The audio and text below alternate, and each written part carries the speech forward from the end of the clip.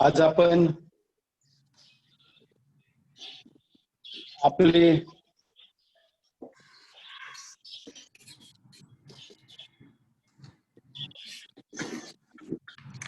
गिरीश रावांची आज भेट होती महिन्याची, आणि या बैठकीला मागील बैठकीला गिरीश रावांचे प्रत्येक सदस्यांबरोबर व्यक्तिगत बोल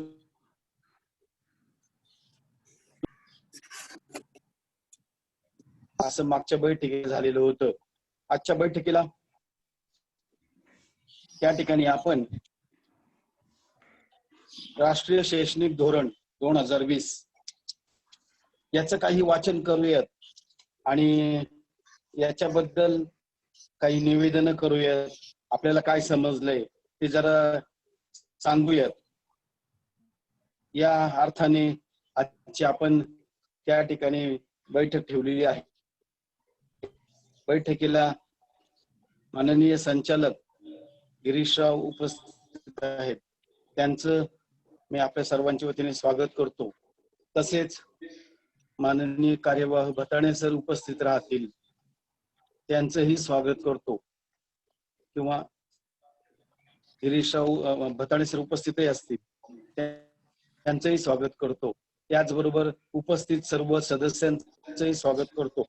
आणि आपण त्या ठिकाणी राष्ट्रीय शैक्षणिक धोरण नुकतंच केंद्रीय मंत्रिमंडळाने 29 जुलै 2020 ला त्या ठिकाणी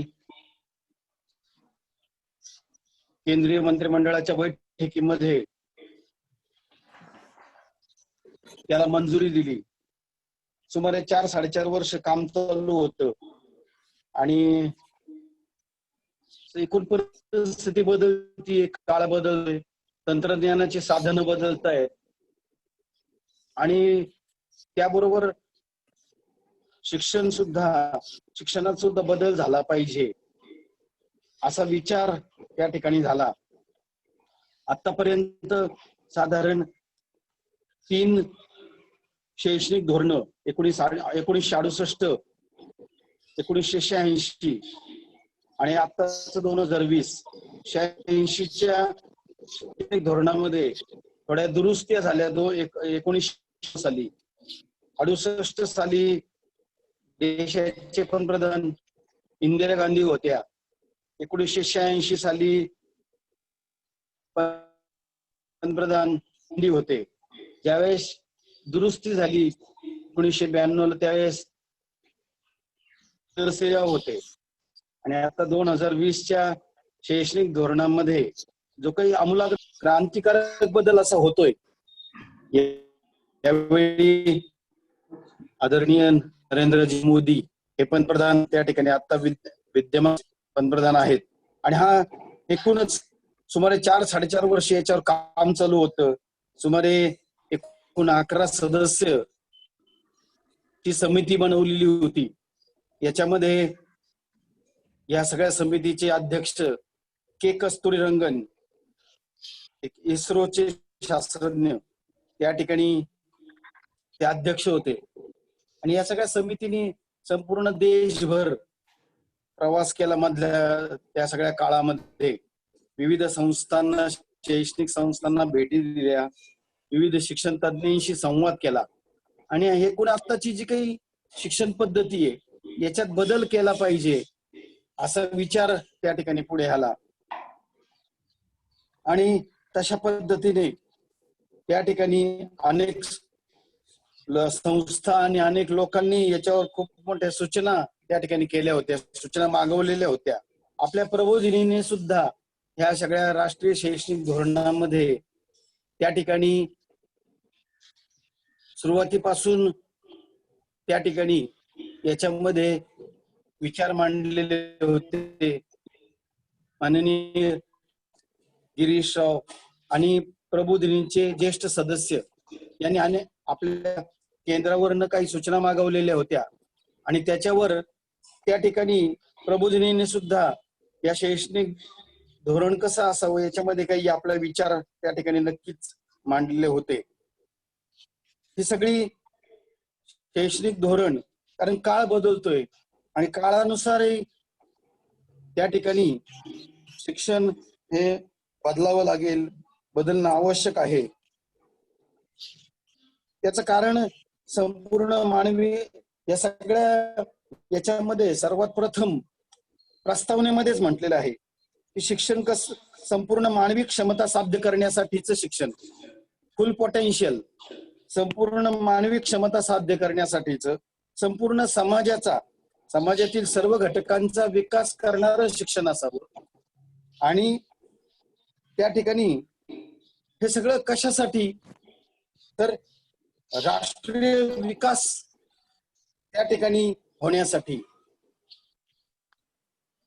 अशा पद्धतीने हे शिक्षण आवश्यक आहे. या 3 गोष्टी महत्वाच्या आहेत. संपूर्ण मानवी क्षमता साध्य करणे, समाजातील सर्वांचा विकास करणे, समाजातला कुठलाही घटक शिक्षणापासून वंचित राहता कामा नये, विकासापासून वंचित राहता कामा नये, आणि राष्ट्रीय विकास झाला पाहिजे. देशाचा विकास सर्व क्षेत्रांमध्ये देशाचा विकास झाला पाहिजे. हे सगळं कधी होईल, तर जर खऱ्या अर्थाने पुढची येणारी पिढी, विद्यार्थी हे जर खऱ्या अर्थाने चांगलं शिक्षण घेऊन येणारे असतील तर हे शक्य आहे. आणि म्हणून मग मानवी क्षमता, संपूर्ण मानवी क्षमता कोणत्या? शारीरिक, भावनिक, मानसिक स्नायूंवर नियंत्रण किंवा समाजातील सर्वांचा विकास. मग ते जीवनदायी शिक्षण त्या ठिकाणी मुलांना सर्वांना मिळालं पाहिजे, कौशल्य प्राप्त झाली पाहिजेत. फक्त पुस्तकी शिक्षण आणि घोकंपट्टी ही याच्यात अपेक्षित नाहीये, तर कौशल्य, काही सांविधानिक आणि पारंपरिक काही मूल्य, राष्ट्रीय विकासामध्ये सामाजिक जाणीव असते, काही गटकार्य सर्वांनी एकत्र करणे, आपल्या देशाचं अभिमान असणं, या सगळ्या राष्ट्रीय विकासामध्ये त्या ठिकाणी काही गोष्टी म्हटलेल्या आहेत. आणि प्रत्यक्ष देशाच्या प्रगतीमध्ये हा सगळा गट समाविष्ट झाला पाहिजे. त्या अनुषंगाने त्या ठिकाणी ही राष्ट्रीय शैक्षणिक धोरण हे पुढे येत आहे आणि याच्यावर सर्वत्र चर्चा चालू आहेत, सर्वत्र याच्यावर विचार चालू आहे. प्रबोधिनीमध्ये सुद्धा प्रत्येक जे आपले केंद्र शाळा आहेत, प्रशाला आहेत, त्या सर्व प्रशालांवर त्या ठिकाणी काही उपसमित्या तयार केलेल्या आहेत. शिक्षक गट एकत्र येतोय, शिक्षक गट एकत्र येऊन काही चर्चा करतोय, काही प्रकरणं त्याच्यातली वाचतोय आणि आपल्या केंद्राला ते कसं जुळून घेता येईल, आपल्या केंद्राशी त्या ठिकाणी याच्यातलं कुठलं काम होऊ शकतंय, पुढच्या काळात करता येणं शक्य आहे, असा काही विचार चालू आहे. याच्यावर काही मध्यवर्ती, प्रबोधिनीच्या मध्यवर्ती सदस्यही त्याच्यावर काहीतरी काम करतायत. एकत्र येऊन महिन्यांनी, आठवड्यांनी त्या ठिकाणी एकत्र येऊन याच्यावरच मध्यवर्ती मधून हे सगळं शैक्षणिक धोरणाला कसं आपण त्या ठिकाणी प्रतिसाद देता येईल, काय विचार करता येईल, याचाही विचार त्या ठिकाणी प्रबोधिनीमध्ये चालू आहे. तर तशाच पद्धतीने आपल्या साळुंबरे केंद्रावर सुद्धा असा काहीतरी शैक्षणिक धोरणाचा विचार झाला पाहिजे आणि त्या अनुषंगाने आपण काही वाचन केलं पाहिजे, काही संदर्भ शोधले पाहिजेत किंवा काही त्या ठिकाणी आपले विचार मांडले पाहिजेत. यासाठी ही आजची बैठक त्या ठिकाणी आपले आयोजित केलेली आहे. या बैठकीला पुन्हा एकदा सर्वांचं स्वागत करतो. आणि एक प्रकरण 2 आणि प्रकरण 4 याची काही माननीय संचालकांनी या 2 प्रकरणांचं वाचन करूयात आणि याच्यातले काही परिच्छेद आपण ठरवून घेऊयात आणि या परिच्छेदावर थोडस मला काय समजलं याच्यातलं, त्या परिच्छेदाच्या आधारे, त्या मुद्द्यांच्या आधारे मला काय समजलं, काय कळालं मला, आणि ह्या परिच्छेदाच्या आधारे साळुंबरे केंद्राशी याच्याशी काय जोडता येणं शक्य आहे किंवा पुढच्या आगामी काळामध्ये साळुंबरे केंद्रामध्ये याच्यात काय बदल करावे लागतील असं वाटतंय, असं आपल्याला काय वाटतंय, याचं निवेदन सुरुवातीला आपण सर्वांनी त्या ठिकाणी सुमारे 7 मिनिटं, 5 ते 7 मिनिटं याच्यावर प्रत्येकाने क्रमशः त्या ठिकाणी निवेदन करावं असं सर्वांना सुचवतो. क्रमशः सुपे सर, छायाताई, त्यानंतर मी बोलेल, नंतर Ohal sir, Ganesh Bhatane sir, Munde sir, आणि शेवटी शालनताई या क्रमाने त्या ठिकाणी निवेदन होतील. त्यानंतर माननीय कार्यवाह भताणे सर त्या ठिकाणी मार्गदर्शन करतील आणि समारोप आजच्या बैठकीचा माननीय गिरीशराव त्या ठिकाणी करतील. मी सर्वात प्रथम सुपे सरांना सुचवतो की त्यांनी सुरुवातीला आपलं नाव सांगायचं, आपण कुठलं प्रकरणातला कुठला परिच्छेद वाचले मांडतायत आपण ते सांगायचं आणि आपलं निवेदन करायचं. सर्वांना विनंती आहे, जे बोलणार आहेत त्यांनी आपला माईक अनम्यूट करा आणि बोलणं झाल्यानंतर म्यूट करून टाका परत. हो ठीक.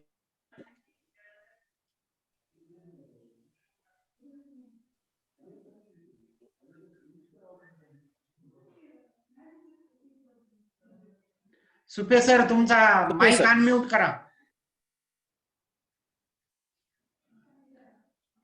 सुपे सर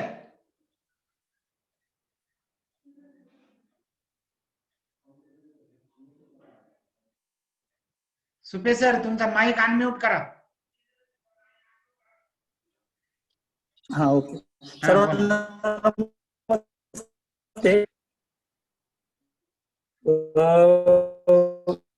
राष्ट्रीय शैक्षणिक धोरणामध्ये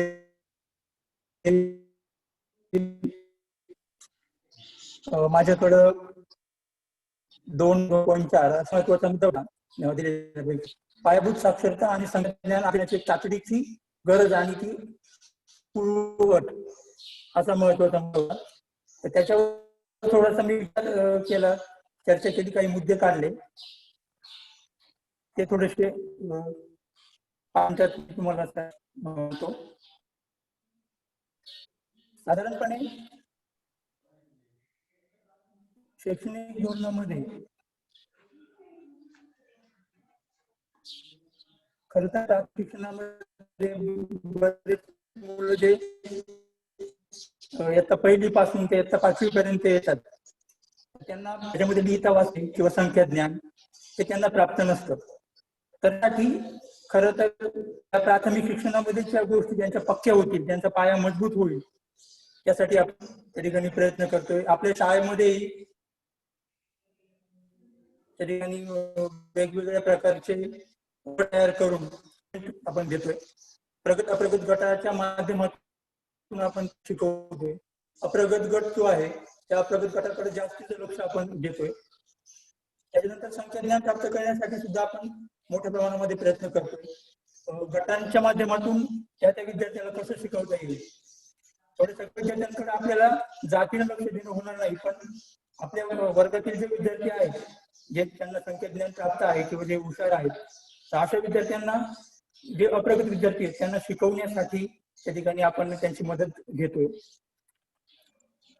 राष्ट्रीय शैक्षणिक धोरणामध्ये असं म्हटलंय की प्राथमिक शाळेतील जे विद्यार्थी आहेत ते मोठ्या प्रमाणामध्ये या पायाभूत साक्षरता आणि संख्या ज्ञानापासून वंचित आहेत. म्हणजे या क्षमता त्यांना प्राप्त नाहीत. तर या क्षमता प्राप्त करण्यासाठी आपण आपल्या स्तरावर कोणते उपक्रम किंवा कोणकोणत्या उपाययोजना आपण राबवतोय. थोडक्यात मी ते सांगतो. साधारणपणे जेव्हा विद्यार्थी शाळेत येतो तेव्हा त्याला प्रामुख्याने शाळेविषयीची आवड त्या ठिकाणी निर्माण व्हावी लागते आणि आपण ती करतोय. शाळेविषयीची आवड त्याला निर्माण करून देतोय आणि मग त्यामुळे तो रेग्युलर शाळेत येईल आणि जे काही अध्यापन आहे त्या अध्यापनामध्ये तो रमून जाईल किंवा वेगवेगळ्या उपक्रमांमध्ये किंवा शालेय उपक्रमांमध्ये असा प्रयत्न ठिकाणी करतोय. त्याच्यानंतर त्या विद्यार्थ्यांचं जे अप्रगत विद्यार्थी त्या विद्यार्थ्यांचं मूलभूत वाचन, म्हणजे त्यांना वाचन जमतंय का नाही किंवा त्यांना कोणत्या स्तरापासून प्रयत्न करायला पाहिजे किंवा मग आकलन त्यांना होतोय की नाही किंवा अंकाची बेरीज बाकी अशा काही साध्या क्रिया आहेत. त्या क्रिया आपण या ठिकाणी आपल्या शाळेच्या स्तरावर प्राथमिक इयत्ता 5वी ते 7वीच्या या वर्गांमध्ये करून घेतो. अशा विद्यार्थ्यांना आपण वेगळं करून त्यांच्यासाठी वेगळी दैनंदिन तासिकांची रचना आपण बसवलेली आहे. किंवा अशा विद्यार्थ्यांना जर असे विद्यार्थी वर्गामध्ये शिकत नसतील तर त्यांना मनोरंजक पद्धतीने आपण शिकवण्यासाठी त्या ठिकाणी प्रयत्न करतो. मग त्याच्यासाठी शैक्षणिक साधनांचा वापर असेल किंवा दृक साधनांचा वापर असेल किंवा दृक श्राव्य साधनांचा वापर असेल तर त्यांचा वापर आपण त्या ठिकाणी करतो. मागच्या वर्षी आपण पाहिलं की आता 5वीला जे नवीन विद्यार्थी आले तर त्याच्यापैकी बरेच विद्यार्थी असे होते की त्यांना मूलभूत क्षमता प्राप्त नव्हत्या. काहींना वाचता येत नव्हतं, काहींना अंक ज्ञान नव्हतं, संख्या ज्ञान नव्हतं. तर अशा विद्यार्थ्यांना आपण जवळजवळ 4 ते 5 महिने त्यांच्यासाठी वेगळ्या तासिकांची रचना केलेली होती. सर्व शिक्षकांनी यासाठी प्रयत्न केलेले होते आणि त्यांना शाळेविषयीची आवड विविध उपक्रमांतून करून दिलेली होती. त्यांच्यासाठी विविध सुविधा उपलब्ध करून दिलेल्या होत्या. अशा प्रकारचं त्या ठिकाणी हा पहिला मुद्दा होता. दुसरा मुद्दा जो होता की सर्व मुलांसाठी पायाभूत साक्षरता आणि संख्याज्ञान या क्षमतांची प्राप्ती व्हावी यासाठी राष्ट्रीय मोहीम त्या ठिकाणी राबवली जाईल असं आपल्या शैक्षणिक धोरणामध्ये उल्लेख त्या ठिकाणी आलाय. तर आपण ज्ञानप्रबोधिनीमध्ये प्रामुख्याने या मुलांची पायाभूत ज्या क्षमता आहेत त्या प्राप्त होण्यासाठी सतत प्रयत्न करतोय. तर त्याच्यानंतर त्यांचं संख्याज्ञान त्यांना प्राप्त व्हावं याच्यासाठी वेगवेगळ्या प्रकारची कार्डशीट किंवा वेगवेगळ्या प्रकारची शैक्षणिक साधनं सुद्धा आपण त्यांना उपलब्ध करून देतो, जेणेकरून त्यांचं वाचन लेखन त्यानंतर अंकगणित संख्या ज्ञान हे जे आहे ते चांगल्या प्रकारे त्या ठिकाणी वाढू शकतं. त्यानंतर गरीब आणि गरजू विद्यार्थ्यांसाठी शैक्षणिक साधनांची उपलब्धता सुद्धा आपण करून देतोय. त्यांना दत्तक पालक योजनेतून त्या ठिकाणी अशा मुलांना की जे मुलं गरीब आहेत आणि त्यांना शैक्षणिक साधनं घेणं अवघड आहे किंवा पुस्तकं वह्या त्यांना मिळत नाहीत तर अशा मुलांना आपण दत्तक पालक योजनेच्या माध्यमातून ते शैक्षणिक साधनं उपलब्ध करून देतोय आणि त्यांच्या ज्या काही ह्या समस्या आहेत त्या समस्या सोडवण्याचा प्रयत्न आपण त्या ठिकाणी करतोय. किंवा कुटुंबाचं सर्वेक्षण सुद्धा आपण करतोय की कुटुंबात त्यांच्या काय अडचणी आहेत, मुलगा का शाळेत येत नाही किंवा मग मुलगा घरी गेल्यानंतर तो अभ्यास का करत नाही, मग घरातली जी शैक्षणिक परिस्थिती आहे ती सुद्धा आपण त्या ठिकाणी जाणून घेण्याचा प्रयत्न करतोय. कुटुंबाचं आपण त्या ठिकाणी प्रबोधन करण्याचा प्रयत्न करतोय. दर आठवड्याला पालकांना जाऊन भेटणं, गावागावामध्ये पालक भेटी करणं आणि मुलांच्या समस्या कुटुंबाच्या समस्या जाणून घेणं असं आपण त्या ठिकाणी गेल्या अनेक वर्षापासून त्या ठिकाणी करतोय. आणखी महत्वाची गोष्ट म्हणजे मुलांना जी शाळेत येण्याची भीती आहे किंवा शाळेमध्ये आल्यानंतर शिक्षक ओरडतात किंवा आपल्याला काही येत नाही त्यामुळे आपण शाळेत जाऊच नाही अशा ज्या भावना मुलांच्या आहेत त्या मनातून नष्ट करण्यासाठीचे प्रयत्न आपण त्या ठिकाणी करतोय. शाळेत आल्यानंतर मनोरंजक पद्धतीने किंवा अगदी आनंदाने शिक्षण देण्याचा प्रयत्न शाळेमध्ये आपण करतोय. त्याच्यानंतर अनुपस्थित विद्यार्थी जे आहेत ते अनुपस्थित विद्यार्थी का अनुपस्थित आहेत, त्यांच्या अडचणी काय किंवा त्यांच्या सदर विद्यार्थ्यांच्या घरी भेट देणं किंवा पालकांची त्यांच्या समस्या जाणून घेणं अशा सुद्धा आपण त्या ठिकाणी प्रयत्न हे मुलांना करतोय. पालकांच्या वेळोवेळी भेटी घेतल्यानंतर पालक आणि विद्यार्थी आणि शिक्षक यांच्यामध्ये समन्वय कसा राहील त्यासाठी सुद्धा आपण प्रयत्न करतोय. शैक्षणिक साधनांचा दररोजच्या अध्यापनावर वापर करतोय जेणेकरून विद्यार्थ्यांच्या जी मूलभूत ज्या गोष्टी आहेत त्या पक्क्या होतील आणि विद्यार्थी त्या ठिकाणी चांगल्या प्रकारे शिक्षण घेतील.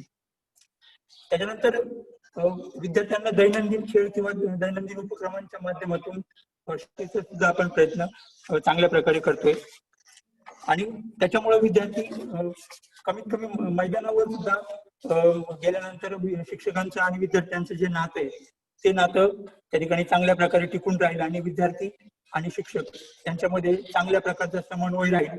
विद्यार्थ्यांना एकमेकांबद्दलची ओढ निर्माण होईल आणि चांगल्या प्रकारे ते विद्यार्थी शिक्षण घेतील अशा प्रकारचं आपल्या शाळेमध्ये प्रामुख्याने देतोय.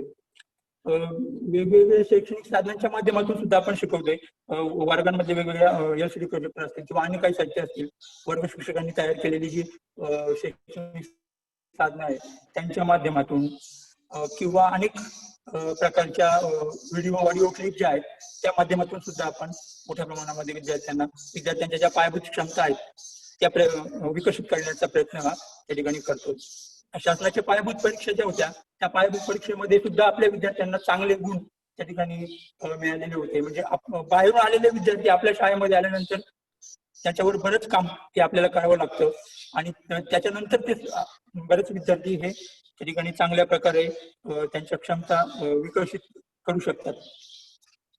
शिक्षकांचं जे प्रशिक्षण आहे, प्राथमिक शिक्षकांचे प्रशिक्षण आहे, त्या प्रशिक्षणामधून सुद्धा बालकांच्या विकासासाठीचं अनेक प्रकारचं शिक्षण हे प्रशिक्षणामधून दिलं जातं किंवा मुलांना कशा प्रकारे शिकवावं, त्यांच्यात कशा प्रकारची गोडी, शिक्षणाबद्दलची गोडी निर्माण होण्यासाठी अशा प्रकारचे प्रयत्न करावेत, अशा प्रकारची सुद्धा प्रशिक्षण शिक्षकांनी घेतलेली आहेत आणि आपल्या इथे सुद्धा मोठ्या प्रमाणामध्ये अशी प्रशिक्षण आयोजित आपण केलेली आहेत.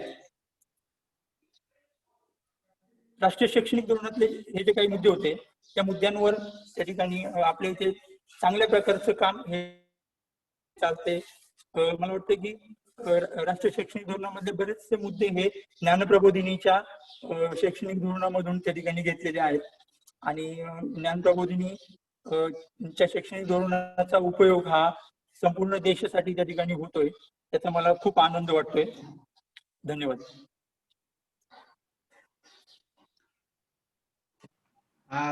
पुढचं छायाताई, त्यांनी आपला माईक जो आहे अनम्यूट करा आणि बोला. हा, नमस्कार. राष्ट्रीय शैक्षणिक धोरण 2020 भाग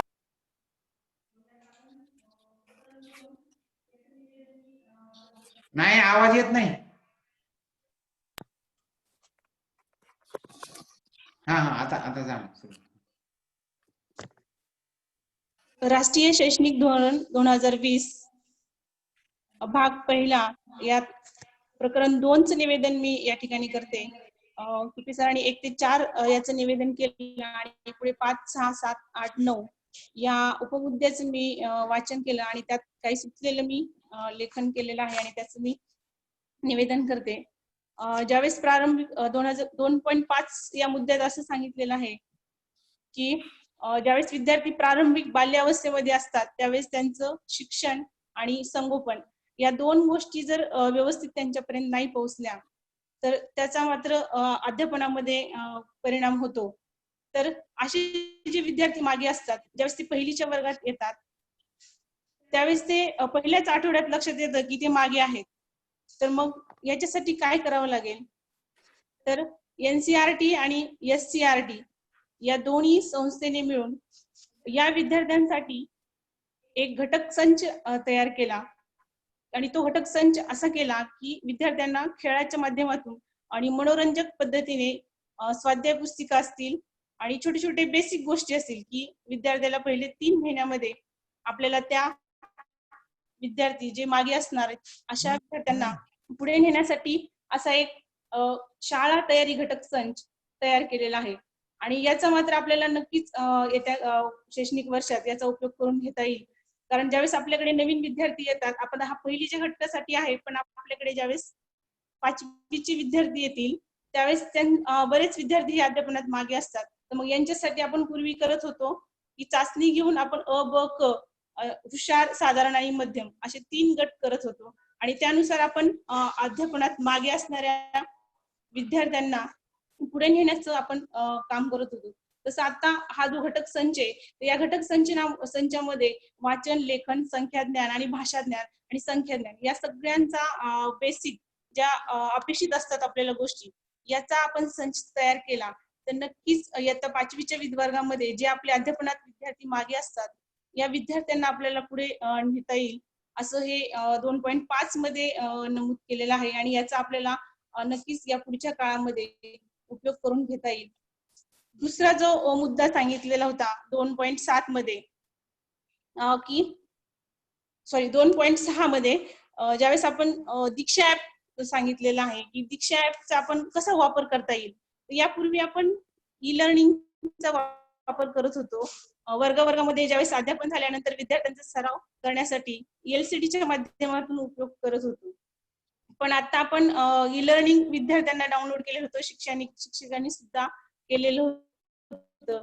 पण आणखीन त्याचे प्रशिक्षण देण्याची आपल्याला गरज आहे. कारण ज्यावेळेस आपण एखादा लेसन शिकवतो आणि तो विद्यार्थ्यांना अधिक चांगल्या पद्धतीने जर समजून घ्यायचा असेल तर तो माध्यमातून तो अधिक समजण्यास मदत होते. होते आणि आपण शिकवतो, पण त्याचा सराव करण्यासाठी दीक्षा ऍप हे फार छान आहे की त्यात छोटे छोटे दिलेले आहेत, सर्व स्वाध्याय छान आहेत, कृतीयुक्त अध्यापन त्यात आहे. याचा मात्र येत्या काळात आपल्याला वर्गामध्ये एलसीडीच्या माध्यमातून सुद्धा आपल्याला हे विद्यार्थ्यांना दाखवता येईल आणि विद्यार्थ्यांचा या दृकश्राव्य साधनाच्या माध्यमातून विद्यार्थ्यांचा चांगला सराव या निमित्ताने करता येईल. असं 2.6 मध्ये आपल्याला करता येईल. एखादी कन्सेप्ट आपण तोंडाने सांगतो, पण ती विद्यार्थ्यांना कितपत समजेल हे सांगता येत नाही. पण जर आपण तीच कृतीयुक्त दाखवली तर ती विद्यार्थ्यांना अधिक समजण्यास मदत होईल. दीक्षा ऍप मात्र आपल्याला यापुढील काळात या शैक्षणिक धोरणात वापरता येईल. 2.7 मध्ये जो म्हटलेले की शिक्षकांना अध्यापनामध्ये सहाय्य करण्यासाठी काही व्यवहार पद्धतीचा उपयोग करून घेता येईल का, असं एक म्हटलेले की त्यात मात्र आपण यापूर्वी करत होतो. यापूर्वी आपल्याकडे कुल पद्धती होती. कुल पद्धतीच्या माध्यमातून आपण गावागावांमध्ये आपले गट चालू होते आणि त्या गटाच्या माध्यमातून आपण गावातली गटाभिसिका चालू होती आणि नेतृत्व आपण फक्त त्यांना एक विद्यार्थी नेतृत्व करायचं आणि बाकी 10 विद्यार्थी त्या गटात बसून अभ्यास करत होते. पण हे एक आहे. पण याच्यानंतर आपल्याला काय करता येईल, तर मग शिक्षकांना सहकार्य करता येण्यासाठी आपण वर्गात सुद्धा विषय मित्र निवडता येतील आणि विषय मित्राच्या माध्यमातून ज्यावेळेस एखादा विद्यार्थी वर्गाला मराठी, हिंदी, इंग्रजी या सर्व विषयाचा एक विद्यार्थी असेल आणि तो जर वर्गाचं नेतृत्व करत असेल किंवा एखादा लेसन शिकवणार आहे, तर त्यावेळेस तो त्याची तयारी भरपूर करेल आणि ज्यावेळेस तो स्वतः तयारी करतो, इतरांना शिकवतो, त्यावेळेस त्यालाही समजण्यास मदत होते आणि जे शिकतात त्यांना सुद्धा एकमेकांना समजण्यास मदत होईल. असं या पुढच्या काळामध्ये असंही करून घेता येईल. आणि इथं आणखीन एक असं म्हटलेलं की सहाय्य करण्यासाठी आपल्याला माजी विद्यार्थी असतील, स्वयंसेवक असतील, याचा सुद्धा चांगल्या पद्धतीने वापर करून घेता येईल. काही पालक असतील की उत्सुक काही पालक असतात आणि अशा पालकांना सुद्धा या सहकार्य करून घेतलं तर नक्कीच आपल्याला विद्यार्थी जे अप्रगत विद्यार्थी आहेत की जे शिक्षणापासून थोडस कमी असतात, त्यांना पुढे नेण्यासाठी आपल्याला या माध्यमातून स्वयंसेवक आणि माजी विद्यार्थी याचा उपयोग करून घेता येईल. 2.8 मध्ये असं म्हटलेलं आहे की ज्यावेळेस आपण सर्व स्तरातल्या विद्यार्थ्यांना वाचन संस्कृतीचा विकास होण्यासाठी आपल्याला 3 ग्रंथालयाची त्यांनी व्यवस्था केलेली आहे की सार्वजनिक, शालेय आणि डिजिटल अशा 3 ग्रंथालय आपल्याकडे. यातले आपण शालेय ग्रंथालय आपल्याकडे आहे आणि आपण असं म्हटलेले की गावागावातल्या लोकांना सुद्धा आपल्याला ग्रंथालय उपलब्ध करून देण्याची व्यवस्था असावी. तर आपण तीही आपण केलेली आहे, आपण करतो गावागावामध्ये. पण या डिजिटल जी संकल्पना म्हटलेली आहे की ते डिजिटल संकल्पनामध्ये आपण जर समजा एखादा सीडी असेल, व्हिडिओ ऑडिओ असेल, तर एखादा ग्रंथ असेल आणि किंवा गीतेचे श्लोक असतील, असे उच्चारासह आपण जर असे तिथे ठेवले तर मग आणखीन आपल्याला ते एक वेगळा उपयोग करून बघता येईल. आणि आपल्याकडे भाषा मंडळ आहे, तर भाषा मंडळाच्या माध्यमातून सुद्धा आपल्याला मराठी, हिंदी आणि इंग्रजी असे 3 जे काही भाषा आहेत, त्या 3 भाषेचे आपण वेगवेगळे जर पुस्तकं ची व्यवस्था केली विद्यार्थ्यांना, तर त्याचाही विद्यार्थ्यांना खूप फायदा होईल. असं या 2.8 मध्ये या ग्रंथालयाची संकल्पना आहे. यापूर्वी आपण विद्यार्थ्यांकडून वाचन प्रकल्प आपल्याकडे आहेच आणि तो आपण चांगला करतो. दर सोमवारी विद्यार्थी वाचतात. पण डिजिटल संकल्पना मात्र आपल्याला पुढील काळात नक्कीच चांगली वाटते. हा एक त्यातला चांगला मुद्दा वाटतो. 2009 परत 2.9 मध्ये जो सांगितलंय मुद्दा, त्यात असं म्हटलेलं आहे की जे कुपोषित विद्यार्थी असतात की ते शिक्षणापासून वंचित असतात आणि मग कुपोषित मुलांना शिक्षण घेण्यापासून ते असमर्थ असू शकतात, असं एक म्हटलेले तज्ञांच्या मते.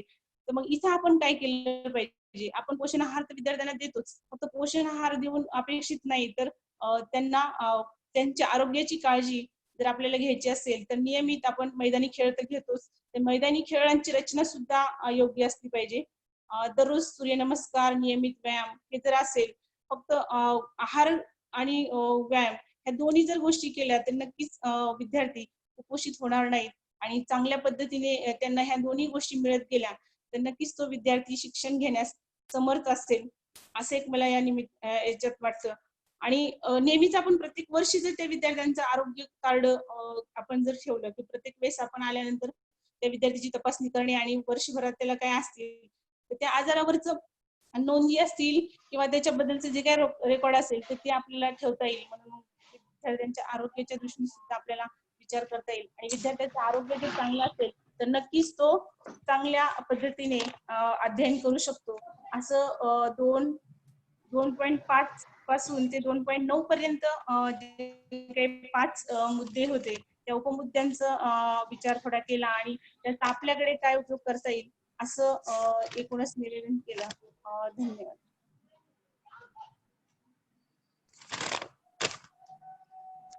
यानंतर मी राजेंद्र लासूरकर मी त्या ठिकाणी प्रकरण 4 जो आहे अभ्यासक्रम आणि शाळांमधील बाल्य अध्यापन शास्त्र याच्यामधील 4.1 ते 4.4 याचं वाचन केलं आणि याचं वाचन करून त्या ठिकाणी काही लक्षात बाबी आपल्या समोर मांडण्याचा प्रयत्न करतोय. स्क्रीन शेअर मुंडे सरांनी केला असेल. केलंय ना, करा. मुंडे सर. हा केलंय सर, तुम्ही करा ना, शेअर करा. हो हो करतो. याच्यात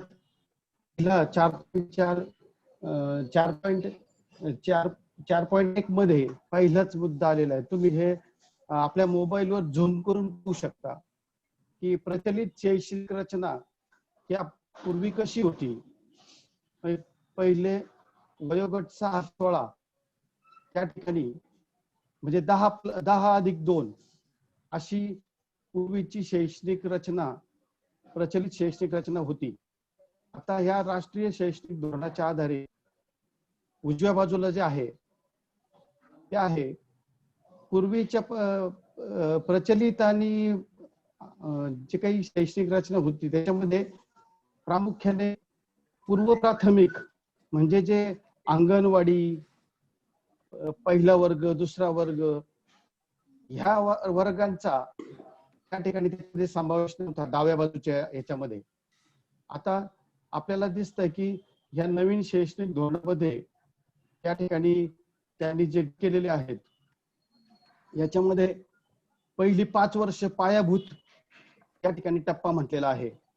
त्याच्यामध्ये पहिली 3 वर्ष अंगणवाडी, त्याला पूर्व शाळा किंवा बालवाटिका किंवा आपण जे प्ले ग्रुप, त्यानंतर ज्युनियर केजी, सिनियर केजी आपण जे म्हणतो त्या पहिले 3 वर्ष, त्याच्यात वयवर्ष 6 पर्यंत आणि वयवर्ष 6 ते 8 याच्यामध्ये पुढे मग पहिली आणि दुसरी असा त्या ठिकाणी 3+2 असे 5 वर्षाचा पहिला पायाभूत त्या ठिकाणी गट केलेला आहे.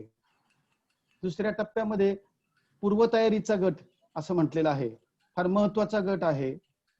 इयत्ता 3री ते 5वी ही 3 वर्षांचा त्या ठिकाणी दुसरा टप्पा पूर्वतयारीचा गट त्या ठिकाणी याच्यात समाविष्ट केलेला आहे या नवीन शैक्षणिक धोरणामध्ये. त्यानंतर पुढे मध्य गट आहे, मध्य टप्पा आहे.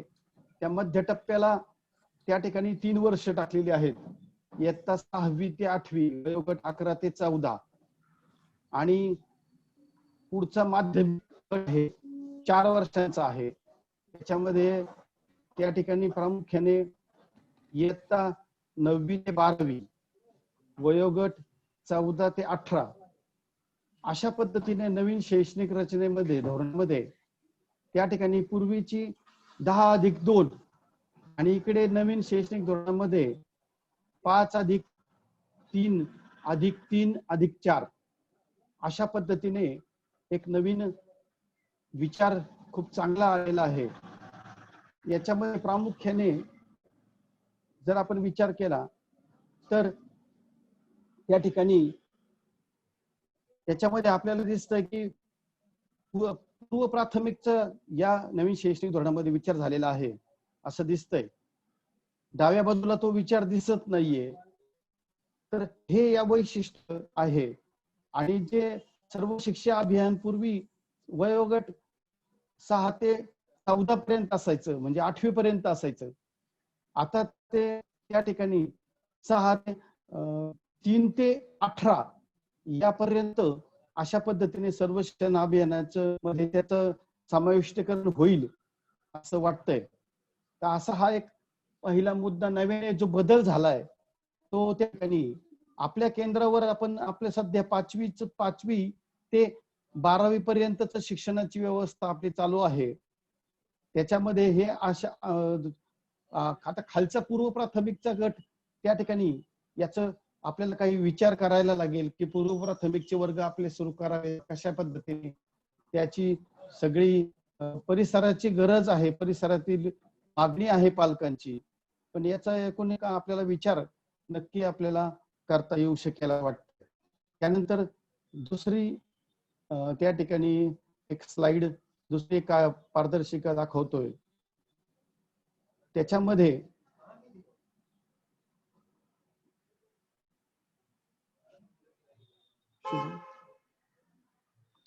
शुभम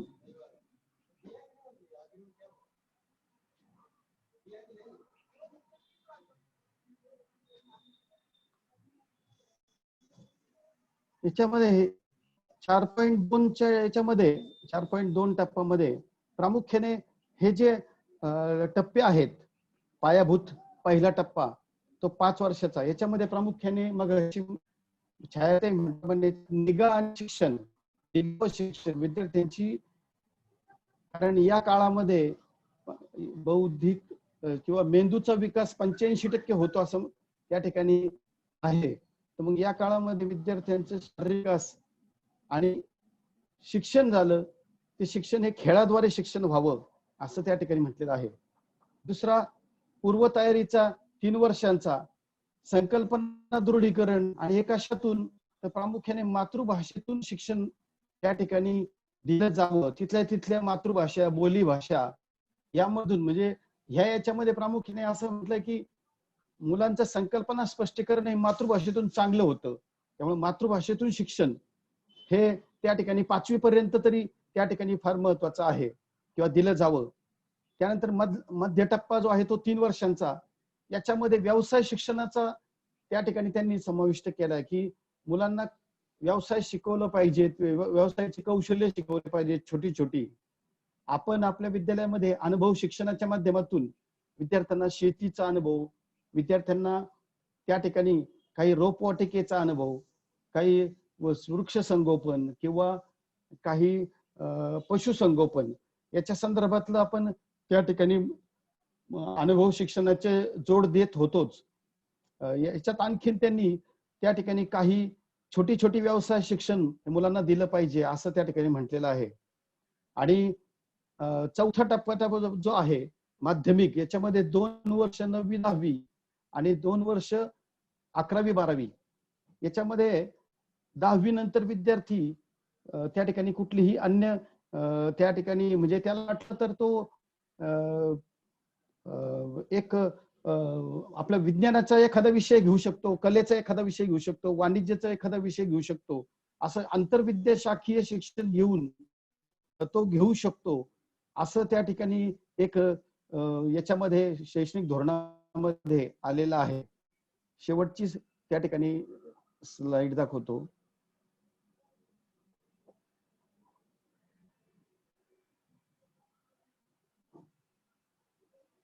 आणि मग हे शैक्षणिक धोरणामध्ये याची म्हणजे प्रामुख्याने याच्यामध्ये असं म्हटलं की घोकमपट्टी असणार नाही, तर मुलांचं त्या ठिकाणी हाऊ टू लर्न म्हणजे मुलं कशी शिकावीत हे आपल्याला शिकवायचंय. मुलांना घोकमपट्टी फार कमी असणार आहे. कौशल्य मुलांना शिकवायची आहे, कौशल्ययुक्त व्यक्ती ही घडली पाहिजे, कारण पुढे त्या ठिकाणी त्याचं कुटुंब उदरनिर्वाह त्याच्यासाठी स्वतःच्या झाला पाहिजे. म्हणून कौशल्य शिक्षण आणि हाऊ टू लर्न म्हणजे कसं शिकावं हे आणि त्याचबरोबर मूल्य हे आपल्याला शिकवावे लागतील. तर प्रामुख्याने याच्यामध्ये उद्दिष्ट या 4.4 मध्ये समग्र विकासामध्ये असं म्हटली आहे की कॅरेक्टर बिल्डिंग म्हणजे चारित्र्य निर्माणाचा विद्यार्थी घडवणं, व्यक्तिमत्व विकसन, त्याचं पर्सनॅलिटी डेव्हलपमेंट व्हावं. आणि हे सगळं कशासाठी तर त्याचं प्रकटीकरण त्या ठिकाणी व्हावं. याच्यासाठी आपल्याला आपल्या केंद्रावरचे विविध उपक्रम नक्की वेगवेगळे आपल्याला जोडता येऊ शकतील. वेळेअभावी मी थोडंसं घाईघाईत त्या ठिकाणी मांडण्याचा प्रयत्न केलाय. तर अशा पद्धतीने एकूण राष्ट्रीय शैक्षणिक धोरणामध्ये खूप नव्याने काही बदल झालेले आहेत ते बदल आपल्याला नक्की या निमित्ताने सुचवता येतील आणि आपल्या केंद्रामध्ये केंद्राच्या कामकाजामध्येही याचा त्या ठिकाणी नक्की आपल्याला त्या ठिकाणी काही भर ही नक्की टाकता येऊ शकेल. धन्यवाद.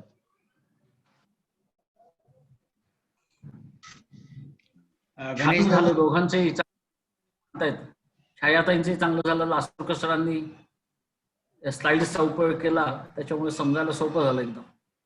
पुढचं आता कोण बोलणार आहे? हॅलो गणेश दादा. हॅलो हा हा वाळ सर. गणेश बोलतो का? नाही वाळ सर. हा तुम्ही बरोबर आहे. Are you listen me? Hello हा बरोबर आहे. येतोय आवाज. येतोय हा, सर. येतोय बोला. सर. बोला, बोला. आवाज येतोय ना येतोय, सगळ्यांना? येतोय. ओके. हो बोला बोला. राष्ट्रीय शैक्षणिक धोरण 2020 मानव संसाधन विकास मंत्रालय ऐकतात सगळे ना? यस. हो हो येतोय सर. बोला. Okay okay. याच्यामध्ये एकूण 4 भाग दिलेले आहेत आणि जवळजवळ 27 उपघटक आहेत. या 27 उपघटकांमध्ये प्रकरण 4 मध्ये 4.5 ते 4.13 पर्यंत अशी 9 प्रकरणांचा एकूण अभ्यास आणि वाचन मला करता आलं आणि त्याच्यामध्ये आपल्या साळुंबरे केंद्राला हे शैक्षणिक धोरण कसं जोडता येईल किंवा आपण काय काय याच्यामधलं राबवू शकतो किंवा काय काय राबवतोय, काय काय बदल करावे लागतील, काही नव्याने काही ऍडिशन करावं लागेल का, असा विषय या निमित्तानं मांडण्याची एक मला ठिकाणी 9 मुद्दे मी आपल्या समोर मांडतोय. आणि मला जे समजलेलं राष्ट्रीय शैक्षणिक धोरण आहे आताचं हे जे 2020 त्याच्यामधला भाग 1 आणि प्रकरण 4 4.5 मी क्रमशः पुढे करतो. त्याच्यामध्ये असं त्यांनी म्हणलं की चिकित्सक विचार आणि आवश्यक अध्ययन विकासासाठी अभ्यासक्रमातील आशय कमी करणे. कुठल्याही भाषेचा असेल म्हणजे भाषा असेल किंवा अन्य विषय असतील याच्यामध्ये जे काही मोठे मोठे टॉपिक्स आहेत तर त्याच्यावरती आता थोडंसं कमी फोकस करून मार्मिक पण इफेक्टिव्ह असे टॉपिक्स निवडण्याची सुद्धा संधी या निमित्तानं आहे. याच्यामध्ये चिकित्सक विचार झाला पाहिजे म्हणजे क्युरियोसिटी सारखं की हे असंच का किंवा तसंच का, असं केल्याने काय होणार आहे. यामुळे अधिक समग्र शोध, काही चर्चा, विश्लेषण याच्यावरती असं अध्ययन व्हायला पाहिजे असे या मुद्द्यामध्ये म्हटलेलं आहे.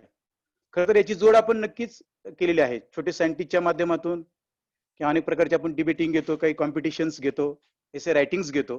त्या निमित्तानं सुद्धा विद्यार्थी नक्की चर्चा करतात, काही मुद्द्यांवरती विश्लेषण करतात, काही पुटअप करतात, काही शेअरिंग करतात. हे नक्की आपल्याला दिसलेलं आहे.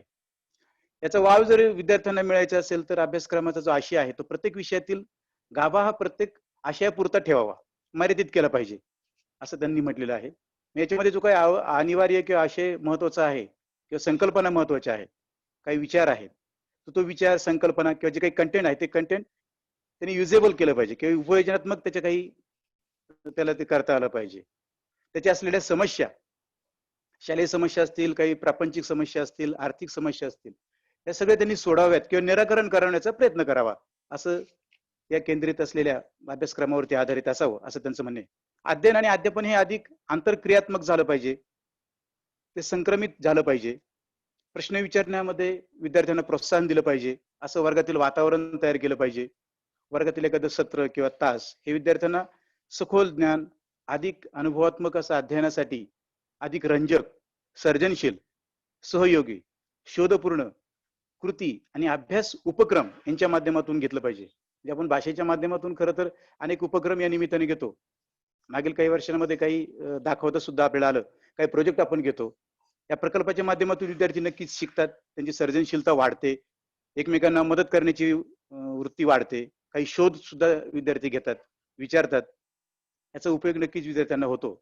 असा अभ्यासपूरक उपक्रम या निमित्तानं घेण्याची चांगली संधी आपल्याला मिळालेली असते. आपण त्याचा नक्की फायदा विद्यार्थ्यांना करून दिलेला आहे. 4.6 मध्ये अनुभवात्मक अध्ययन विद्यार्थ्यांनी करायला शिकलं पाहिजे.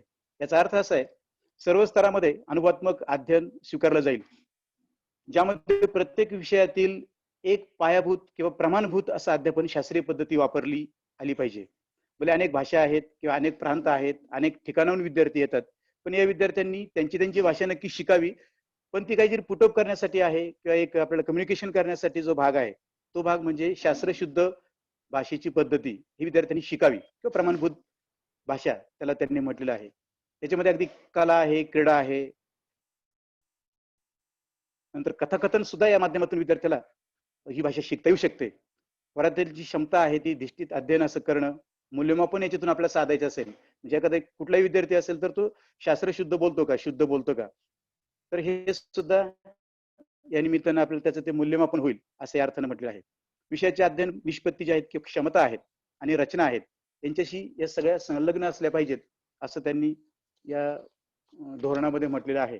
याचा वापर आपण आपल्या शालेय जीवनामध्ये नक्की करून घेतलेला आहे. विद्यार्थ्यांना वेगवेगळ्या विषयाच्या संदर्भामध्ये अगदी अध्ययनातील संकल्पना असतील, कला असेल, संस्कृती असेल, यांचे विविध पैलू आणि आविष्कार यांचा वापर केला जावा. आपण गणपतीच्या उत्सवाच्या काळामध्ये अनेक प्रकारच्या कॉम्पिटिशन्स आपण या निमित्ताने घेतो. त्यामुळे विद्यार्थ्यांना तिथं विविध पैलू विद्यार्थ्यांना तिथं दाखवता येतात. त्यांनी अनेक प्रकारे दाखवलेले आहेत. काही गणपतीच्या मूर्ती तयार करणं, त्यांना रंगभरण करणं, त्या प्रदर्शन करणं, दाखवणं असं सुद्धा या निमित्ताने केलेलं आहे. हा सुद्धा नक्की उपयोगाचा भाग आहे. अशा कलांचा वापर केल्यामुळे वर्गातील वातावरण आनंददायी होईल. शिवाय भारतीय कला आणि संस्कृती यांचा शिक्षणामध्ये समावेश केला जाईल असं धोरणांनी म्हटलेलं आहे. भारतीय कला आणि परंपरेची मुलांना या निमित्तानं नक्की ओळख होईल. जे विद्यार्थ्यांना हे कळेल, सण सोहळे असतात, काही परंपरा असतात, ते सुद्धा विद्यार्थ्यांना या सणांच्या माध्यमातून, संस्कृतीच्या माध्यमातून, काही सवयींच्या माध्यमातून नक्की याची ओळख होईल असं या ठिकाणी म्हटलंय. हे असं करत असताना स्थानिक खेळांच्या सहकार्य, स्वयं पुढाकार घेणं किंवा स्वयं निर्देशन करणं, स्वयंशिस्त, जबाबदारी, नागरिकत्व हे सगळं कौशल्य विद्यार्थ्यांना शिकवायला पाहिजेत असं यांनी म्हटलेलं आहे. एखादा कुठलाही टॉपिक असेल किंवा एखादा कुठलाही भाग असेल तर आपण असं बऱ्याच वेळेला केलेलं आहे. म्हणजे अगदी गटागटांमधून अभ्यास करणं, परीक्षेच्या कालावधीमध्ये आपण याचा खूप चांगला उपयोग करून घेतलेला आहे. जे परीक्षा जेव्हा आपल्याला असतात, चारही जे टर्म्स असतात त्या चारही टर्म्स मध्ये आपण नक्की विद्यार्थ्यांना काही जो काही सिलेबस आहे तो आधी संपवलेला असतो चांगल्या पद्धतीने, आणि त्याचं प्रॅक्टिस करून घेतो आपण. ते प्रॅक्टिस केल्यामुळे विद्यार्थी चांगले स्वयंशिस्तीने काही करतायत, अभ्यास करतायत, जबाबदारीने करतायत. हे चारही मुद्दे ज्यांनी जे इथं दिले आहेत हे नक्की आपल्याला ते लागू होत आहेत असं मला नक्की वाटतंय. यामध्ये शारीरिक स्वास्थ्य आणि मानसिक आनंद किंवा स्वस्थ असं त्यांनी म्हटलेलं आहे. याच्यातून विद्यार्थ्यांना किंवा सगळ्या घटकांना, समाजातील सर्व घटकांना हे मिळालं पाहिजे. आणि यातून काय साधायचं तर बौद्धिक क्षमतांचा विकास आपल्याला हा साधायचा आहे. म्हणजे त्यांनी कुठल्याही पद्धतीने काम करावं, त्याचा विकास झाला पाहिजे असं यांनी म्हटलंय. 4.9 मध्ये शिक्षणक्रम निवडीमध्ये लवचिकता असली पाहिजे. त्यांनी असं प्रामुख्याने म्हणलं की विद्यार्थ्यांना खास करून माध्यमिक स्तरावरती जे विद्यार्थी आहेत 9वी, 10वी किंवा 11वी, 12वी अशा विद्यार्थ्यांच्या वयोगटामध्ये बऱ्यापैकी समज असलेले किंवा अंडरस्टँडिंग पॉवर असलेले हे कॅन्डिडेट असतात. आणि त्यामुळं विषय निवडण्याचा अधिक पर्याय उपलब्ध करून दिले जातील. यामध्ये शारीरिक शिक्षण असेल, कला असेल, व्यावसायिक शिक्षण असेल किंवा शिल्प असेल, अशा माध्यमातून विद्यार्थ्यांनी पुढे यावं किंवा पुढे घडावं असं यांनी म्हटलेलं आहे. यामुळे विद्यार्थ्यांना अध्ययनाचा आणि जीवनाचा मार्ग स्वतः ते तयार करू शकतील. म्हणजे जीवन काय आहे, कसं जगलं पाहिजे किंवा अध्ययन कशा पद्धतीने केलं पाहिजे, एवढा व्यापक विचार या शैक्षणिक धोरणामध्ये केला याचा नक्की आनंद आहे. त्यामुळे विद्यार्थ्याला स्वतःचा जीवन मार्ग निवडता आला पाहिजे एवढी समज या अभ्यासाच्या माध्यमातून किंवा समग्र शैक्षणिक विकास आणि विषय निवडीमध्ये असलेले विविध पर्याय या निमित्तानं आपल्याला उपलब्ध करून देता येईल. एक माध्यमिक शिक्षणाचं वैशिष्ट्य आहे असं मला वाटतंय. पुढे गेल्यानंतर असं त्यांनी म्हटलं की 4.10 मध्ये शालेय शिक्षणाच्या चारही स्तरावरनं देशाच्या सर्व राज्यांमध्ये सत्र पद्धती, आपल्याकडे जसे सेमिस्टर सिस्टीम्स असते तशी सगळ्या राज्यांमध्ये ते असायला एक समान पद्धतीनं ती राबवली जाईल. राज्यांचा मग कला असेल, विज्ञान असेल, मानवी विद्या असेल किंवा खेळ असेल, भाषा असतील, व्यावसायिक विषय असतील, याच्यामध्ये लवचिकता आणि समृद्ध करणे, भाषा समृद्ध करणे, ते वाढवणे, वृद्धिंगत करणे, याच्यातून आनंद कसा देता येईल ते आनंददायी बनवणे, हे उद्दिष्ट त्यांनी ठरवलेले आहेत. तर 4.11 मध्ये अनेक भाषा विद्यार्थ्यांना यायला पाहिजेत. म्हणजे प्रामुख्याने त्यांनी असं त्या धोरणामध्ये म्हटलंय की किमान 2 भाषा तरी विद्यार्थ्यांना याव्यात. मातृभाषा ही पहिली फर्स्ट त्याला प्रेफरन्स त्यांनी दिला आहे. नंतर हिंदी आहे, इंग्लिश आहे, या भाषांचा विद्यार्थ्यांनी नक्कीच वापर केला पाहिजे. लहान मुलं आपल्या घरची भाषा ज्याला आपण मातृभाषा होतो, मदर टंग म्हणतो, त्या नक्की लवकर शिकतात, त्या लवकर समजतात. आणि सर्व शाळांमध्ये विज्ञानासह उच्च गुणवत्तेची पाठ्यपुस्तके याच्यातून उपलब्ध झाली पाहिजेत. छोट्या छोट्या काही स्टोरीज या वाचन प्रकल्पाच्या माध्यमातून देतो की जेणेकरून विद्यार्थ्यांना भाषेच्या मराठी असेल, हिंदी असेल, इंग्लिश असेल, अशा भाषेची गोडी या निमित्तानं त्यांना ते वाढते, इंटरेस्ट त्याच्यामध्ये वाढतो. तर 4.12 मध्ये 2 ते 8 वर्ष वयोगटातील जे विद्यार्थी आहेत हे खूप लवकर भाषा शिकतात असं त्यांचा एक संशोधनाने स्पष्ट केलेलं आहे. किंवा तो भाषा त्यांना लवकर समजतात, त्याचा बोध लवकर होतो. किंवा मातृभाषेतील ज्ञान आहे आणि अन्य भाषांचे ज्ञान आहे ही माहिती त्याला मिळावी यासाठी दुसऱ्या भाषांमधील साहित्य त्याने वाचलं पाहिजे असं प्रोत्साहन या निमित्तानं आपण यापुढील काही काळामध्ये जसं इंग्लिशचं वाचनाचं आहे वाचन प्रकल्पाच्या माध्यमातून, हिंदीचं आहे, अन्य भाषा सुद्धा विद्यार्थ्यांनी शिकल्या पाहिजेत. म्हणजे बऱ्याच वेळेला असं होतं की बाहेरच्या राज्यातील किंवा परप्रांतीय असलेले जे काही लोक आहेत ते इथे येऊन मराठी भाषा शिकतात. मग काही गुजराती असेल, कन्नड असेल किंवा अन्य काही असेल, पण आपल्याला त्यांची भाषा अजून शिकता आलेली नाही. म्हणजे ही एक या ठिकाणी असं त्यांनी म्हटलं की अनेक भाषा यांनी शिकल्या पाहिजेत. मग या भाषेतील कौशल्य यासाठी विकसित केलं पाहिजेत. केंद्र आणि राज्य सरकार यांच्याकडून देशातील सर्व स्थानिक भाषा संविधानाच्या 8व्या ज्या सूचीमध्ये भाषांचा उल्लेख केलेला आहे की बघ किमान कुठल्याही नागरिकाने विद्यार्थ्याने किमान 3 भाषा नक्की शिकाव्यात. या भाषांमध्ये 2 भाषा ह्या आपल्या मदर टंगच्या असल्या पाहिजेत, जे आपल्या भाषा देशाच्या असल्या पाहिजेत असा आग्रह या निमित्ताने धरला जाईल. तर 4.13 मध्ये भारतीय संविधानातील तरतुदीनुसार नागरिक, राज्य आणि केंद्र यांच्या अपेक्षा ज्या आहेत, आकांक्षा आहेत, बहुभाषिकतेतून विकास आणि शेवटी राष्ट्रीय एकात्मता किंवा राष्ट्रीय एकता यांना प्रोत्साहन देणं. शेवटी त्यांनी खूप चांगलं मांडलंय की अगदी कोणताही विद्यार्थी असो, कुठलाही समाजातील घटक असतो, हा घटक हा राष्ट्रीय कामासाठी लागला पाहिजे आणि याच्यासाठी राज्य शासनावरती कोणतीही भाषा या निमित्तानं लादता येणार नाही. तर 3 पैकी कमी 2 भाषा ह्या विद्यार्थ्यांनी शिकल्या पाहिजेत की त्या भारतीय असतील, त्याच्यातलं ज्ञान त्यांनी अवगत करावं, संविधानाचा अभ्यास करावा, त्याच्यामध्ये काय काय म्हटलेलं आहे त्यांनी त्याचा शोध घ्यावा, वाचन करावं आणि हे सर्व जे काही आपण करतोय हे देशाला किंवा एकूण राष्ट्रासाठी आहे, राष्ट्राच्या विकासासाठी आहे याचं भान असे 3.13 पर्यंत या प्रकरणामध्ये मला मांडता आलं आणि जे मला समजलं ते मी मांडण्याच्या ठिकाणी प्रयत्न केला. धन्यवाद. थँक्स.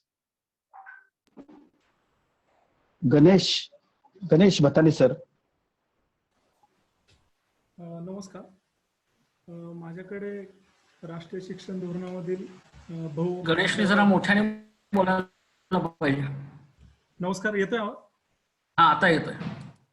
माझ्याकडे भारताचं जे नवीन राष्ट्रीय शिक्षण धोरण 2020 यामध्ये बहुभाषावाद आणि भाषेची शक्ती असा प्रकरणातील एक मुद्दा माझ्याकडे आलेला आहे.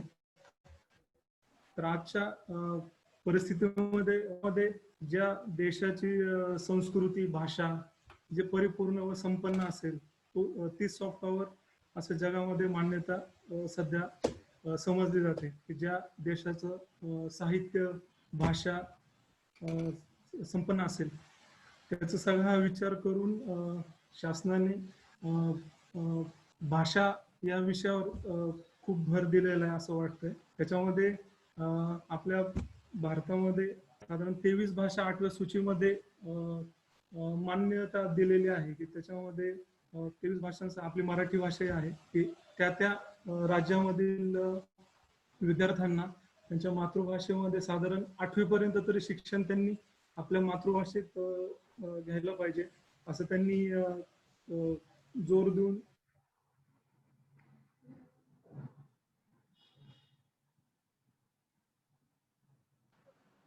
अलीकडच्या 8 ते 10 वर्षामध्ये सर्व पालकांनी आपल्या समाजामध्ये इंग्लिश मीडियम मध्ये शिक्षण घेतलं ते शिक्षण चांगलं आहे, त्याला पुढे जाऊन चांगली संधी आहे असा एक गैरसमज पसरला होता. तो या शिक्षण धोरणातनं पालकांना व आपल्या सर्व अध्यापकांना, शिक्षण क्षेत्रात काम करणाऱ्या लोकांना हे समजण्यासाठी खूप चांगलं धोरण शासनाने मांडलेलं आहे.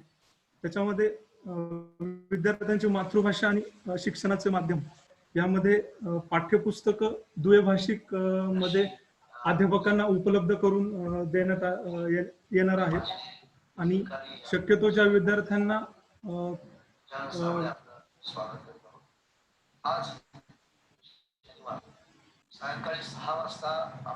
हॅलो गणेश सर बोला, आवाज येतोय. काहीतरी वेगळा आवाज येतोय मध्ये. हा, कोणाचा तर वेगळा. कोणी आपलं हे बंद करा, माईक बंद करून टाका. पुढच्या मुद्द्यामध्ये साधारण संशोधनाअंती भाषेमध्ये साधारण 2 ते 8 वर्ष वयोगटातील जे विद्यार्थी आहेत त्यांना भाषा लवकर शिकतात असं संशोधनांती स्पष्ट झालेलं आहे. त्यामुळे जे काय विद्यार्थी शिक्षण घेतील त्यांनी मातृभाषेमध्ये साधारण त्यांना समजण्यामध्ये, त्यांना आकलन होण्यामध्ये त्यांना जास्त त्याचा उपयोग होतो असं ह्यामध्ये नमूद केलेलं आहे. आणि आपल्या ग्रामप्रबोधिनीमध्ये साधारण आपण वाचन प्रकल्प जो मी पण ग्रामप्रबोधिनी शिकत असताना साधारण 750 पुस्तकं मी साधारण 8वी ते 10वी वाचली होती. त्याचा फायदा साधारण 3 भाषांमध्ये मी पुस्तकं वाचली होती, मराठी, इंग्लिश, हिंदी. त्याचा पुढे मी जेव्हा UPSCचा अभ्यास करत होतो त्याचाही मला त्याच्यामध्ये खूप फायदा झाला की वाचनाचा वेग, ह्या सगळ्या गोष्टींचा मला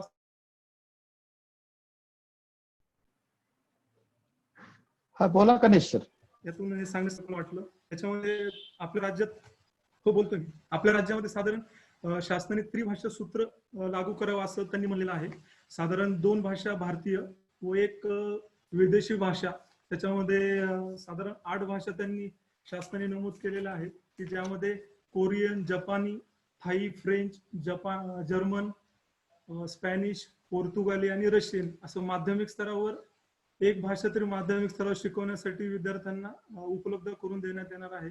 त्यामुळे आपल्या भारतीय संस्कृती बरोबर जगातील संस्कृतीचा अभ्यास मुलं करू शकतील व त्यांना वैश्विक ज्ञान त्याच्यामध्ये प्राप्त होण्यास मदत होईल. त्याच्यामध्ये विज्ञान आणि गणितामध्ये पाठ्यपुस्तकं साधारण 2 भाषांमध्ये चांगल्या प्रकारची तयार करण्याचा प्रयत्न शासन करणार आहे. त्याच्यामध्ये निर्मितीद्वारे मुलांना तो विषय चांगल्या प्रकारे समजेल अशा त्याच्यावर भर दिलेला आहे. त्याच्यामुळे या उपक्रमामध्ये काम करत असताना साहित्य निर्मितीचाही अनुभव त्यामध्ये आहे की छोटे छोटे प्रकल्प तयार करून ते मुलांना सादर करून ते स्वतः त्यांना करण्यास आपण प्रोत्साहन देत होतो.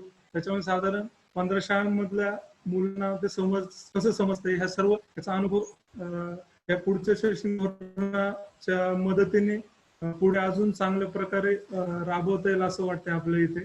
त्याच्यानंतर भारत हा बहुभाषिक देश आहे. त्याच्यामुळे घटनेच्या 8व्या सूचीनुसार 23 भाषा आपल्या घटनेने मान्यता दिलेल्या आहे. त्यामुळे भारतातील साहित्य विविध भाषांमध्ये कसं ट्रान्सलेट होईल, ते प्रत्येक भाषेमध्ये काही ना काही साहित्य आपल्या भारतामध्ये खूप चांगल्या प्रकारे लिहून ठेवलेलं आहे. फक्त ते इंग्लिश बाकीच्या अन्य भाषांमध्ये ते ट्रान्सलेट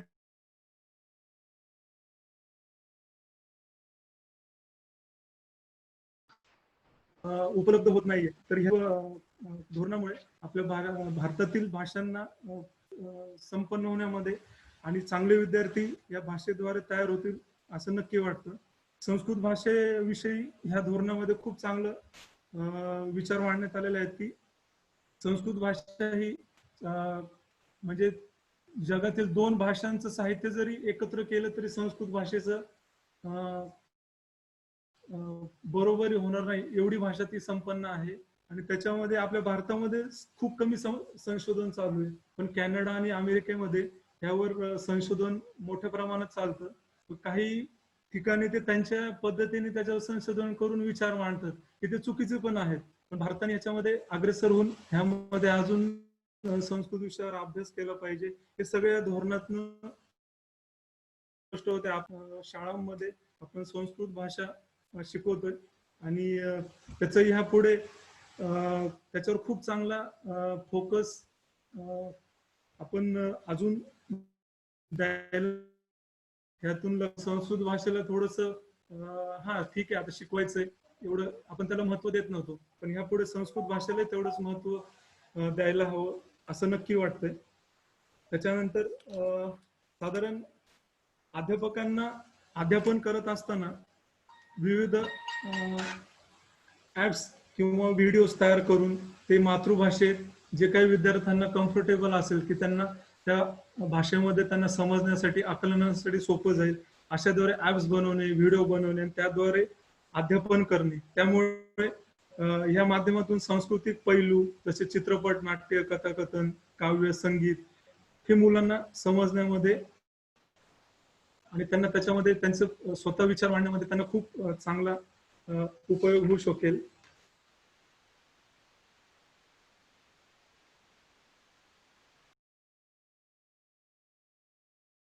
महत्वाचं असं वाटतं एक विद्यार्थी म्हणून त्याला चांगली नैतिकता, तो कसं बोलला पाहिजे, कसं समाजामध्ये वावरलं पाहिजे, समोरच्याला कसं आपण रिस्पॉन्स केला पाहिजे, हे यातून ह्या सर्व शिक्षणातून या धोरणातून नक्की वाटेल की जे आता मुलांमध्ये एकूण पालकांचंच कन्फ्युजन आहे की मराठी इंग्लिश, त्याच्यामध्ये मुलांमध्ये त्याच्यावर जोर देणं, बाबा सेमीला ऍडमिशन घे, सेमीमध्ये मुलांना काही गोष्टी आकलन होत नाही पण मराठीमध्ये त्यांना समजवलं त्याचं आकलन चांगलं होतं. तर ह्या पुढच्या ह्या सगळ्या शिक्षण धोरणामध्ये त्याचा अभ्यास करून नक्की 6वी ते 10वी सेमी अध्यापक विचार करू आणि चांगलं मुलांपर्यंत पोहोचण्याचा प्रयत्न करू. शेवटचा मुद्दा असा की आपण 9वी 10वीला MSFC हे व्यवसाय प्रशिक्षण साधारण 10 वर्ष झालं आपण हा अभ्यासक्रम राबवत आहोत.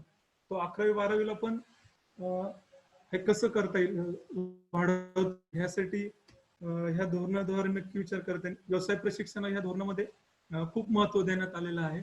त्याच्यावर आपण ग्राम प्रबोधिनी ह्यामध्ये काम केलेलं आहे. हा अनुभव आपल्याला या पुढच्या भविष्यामध्ये या धोरणाचा वापर करून आपल्याला ते 11वी 12वी पर्यंत कसं पोहोचवता येईल मुलांना, त्याच्यातून एक जीवन कौशल्य शिकवून त्याने आपल्या पुढच्या करिअरमध्ये आणि एकूण त्याच्या पुढच्या एकूण घडणीमध्ये ह्याचा कसा व्यवसाय प्रशिक्षणाचा उपयोग करता येईल व व्यवसाय प्रशिक्षण केंद्राला ऍडव्हान्स कोर्सला आपल्या इथे तो कसा जोडला जाईल व त्याला त्याच्यातून एक नोकरी किंवा त्याला एक व्यवसायाचं एक संधी उपलब्ध करून आपण नक्की देऊ शकतो.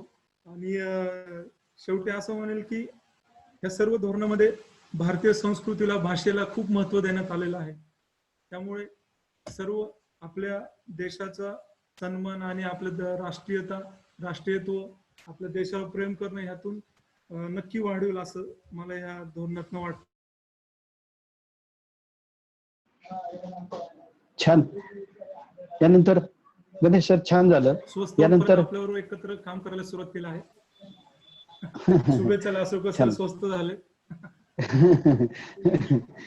धन्यवाद. यानंतर मुंडे सर. हा, ओके. सगळ्यांना नमस्कार. मी मुंडे लक्ष्मीकांत.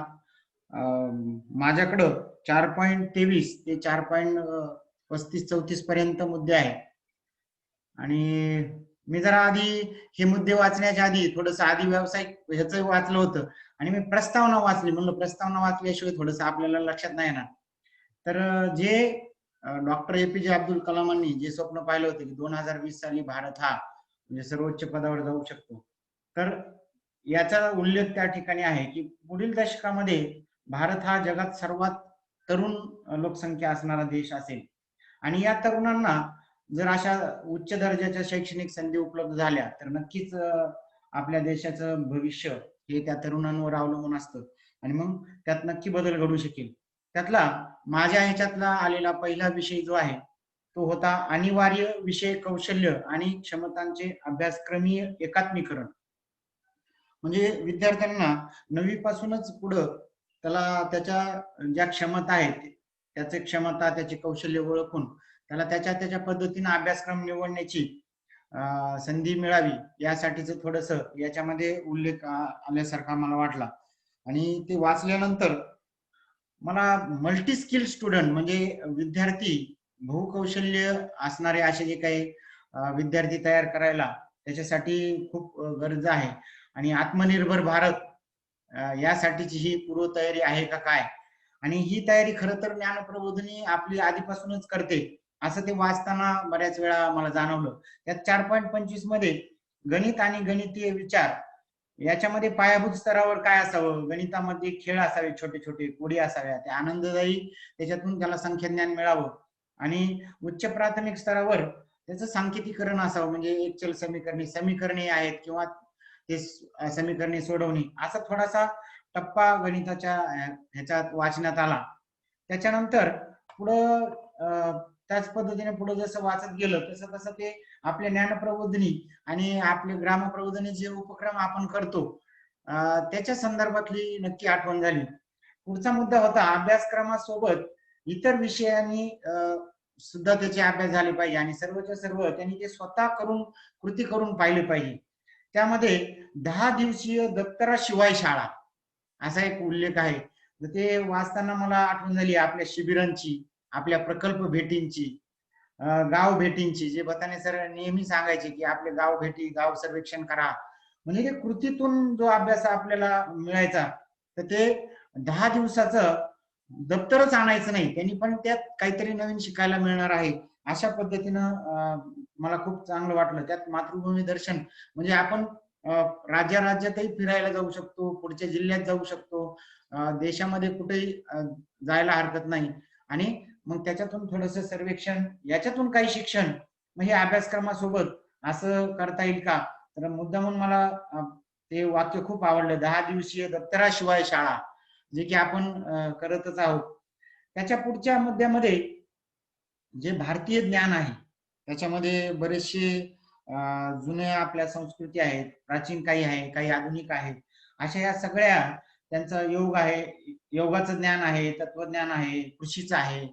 म्हणजे आपल्याकडं नवीन जे तंत्रज्ञान येण्याच्या आधी कृषी प्रधान भारत होता आणि मग त्यावेळेस त्या ठिकाणी सुद्धा म्हणजे आपलं अभियांत्रिकी सुद्धा, इंजिनिअरिंगचं ज्ञान सुद्धा खूप चांगलं होतं.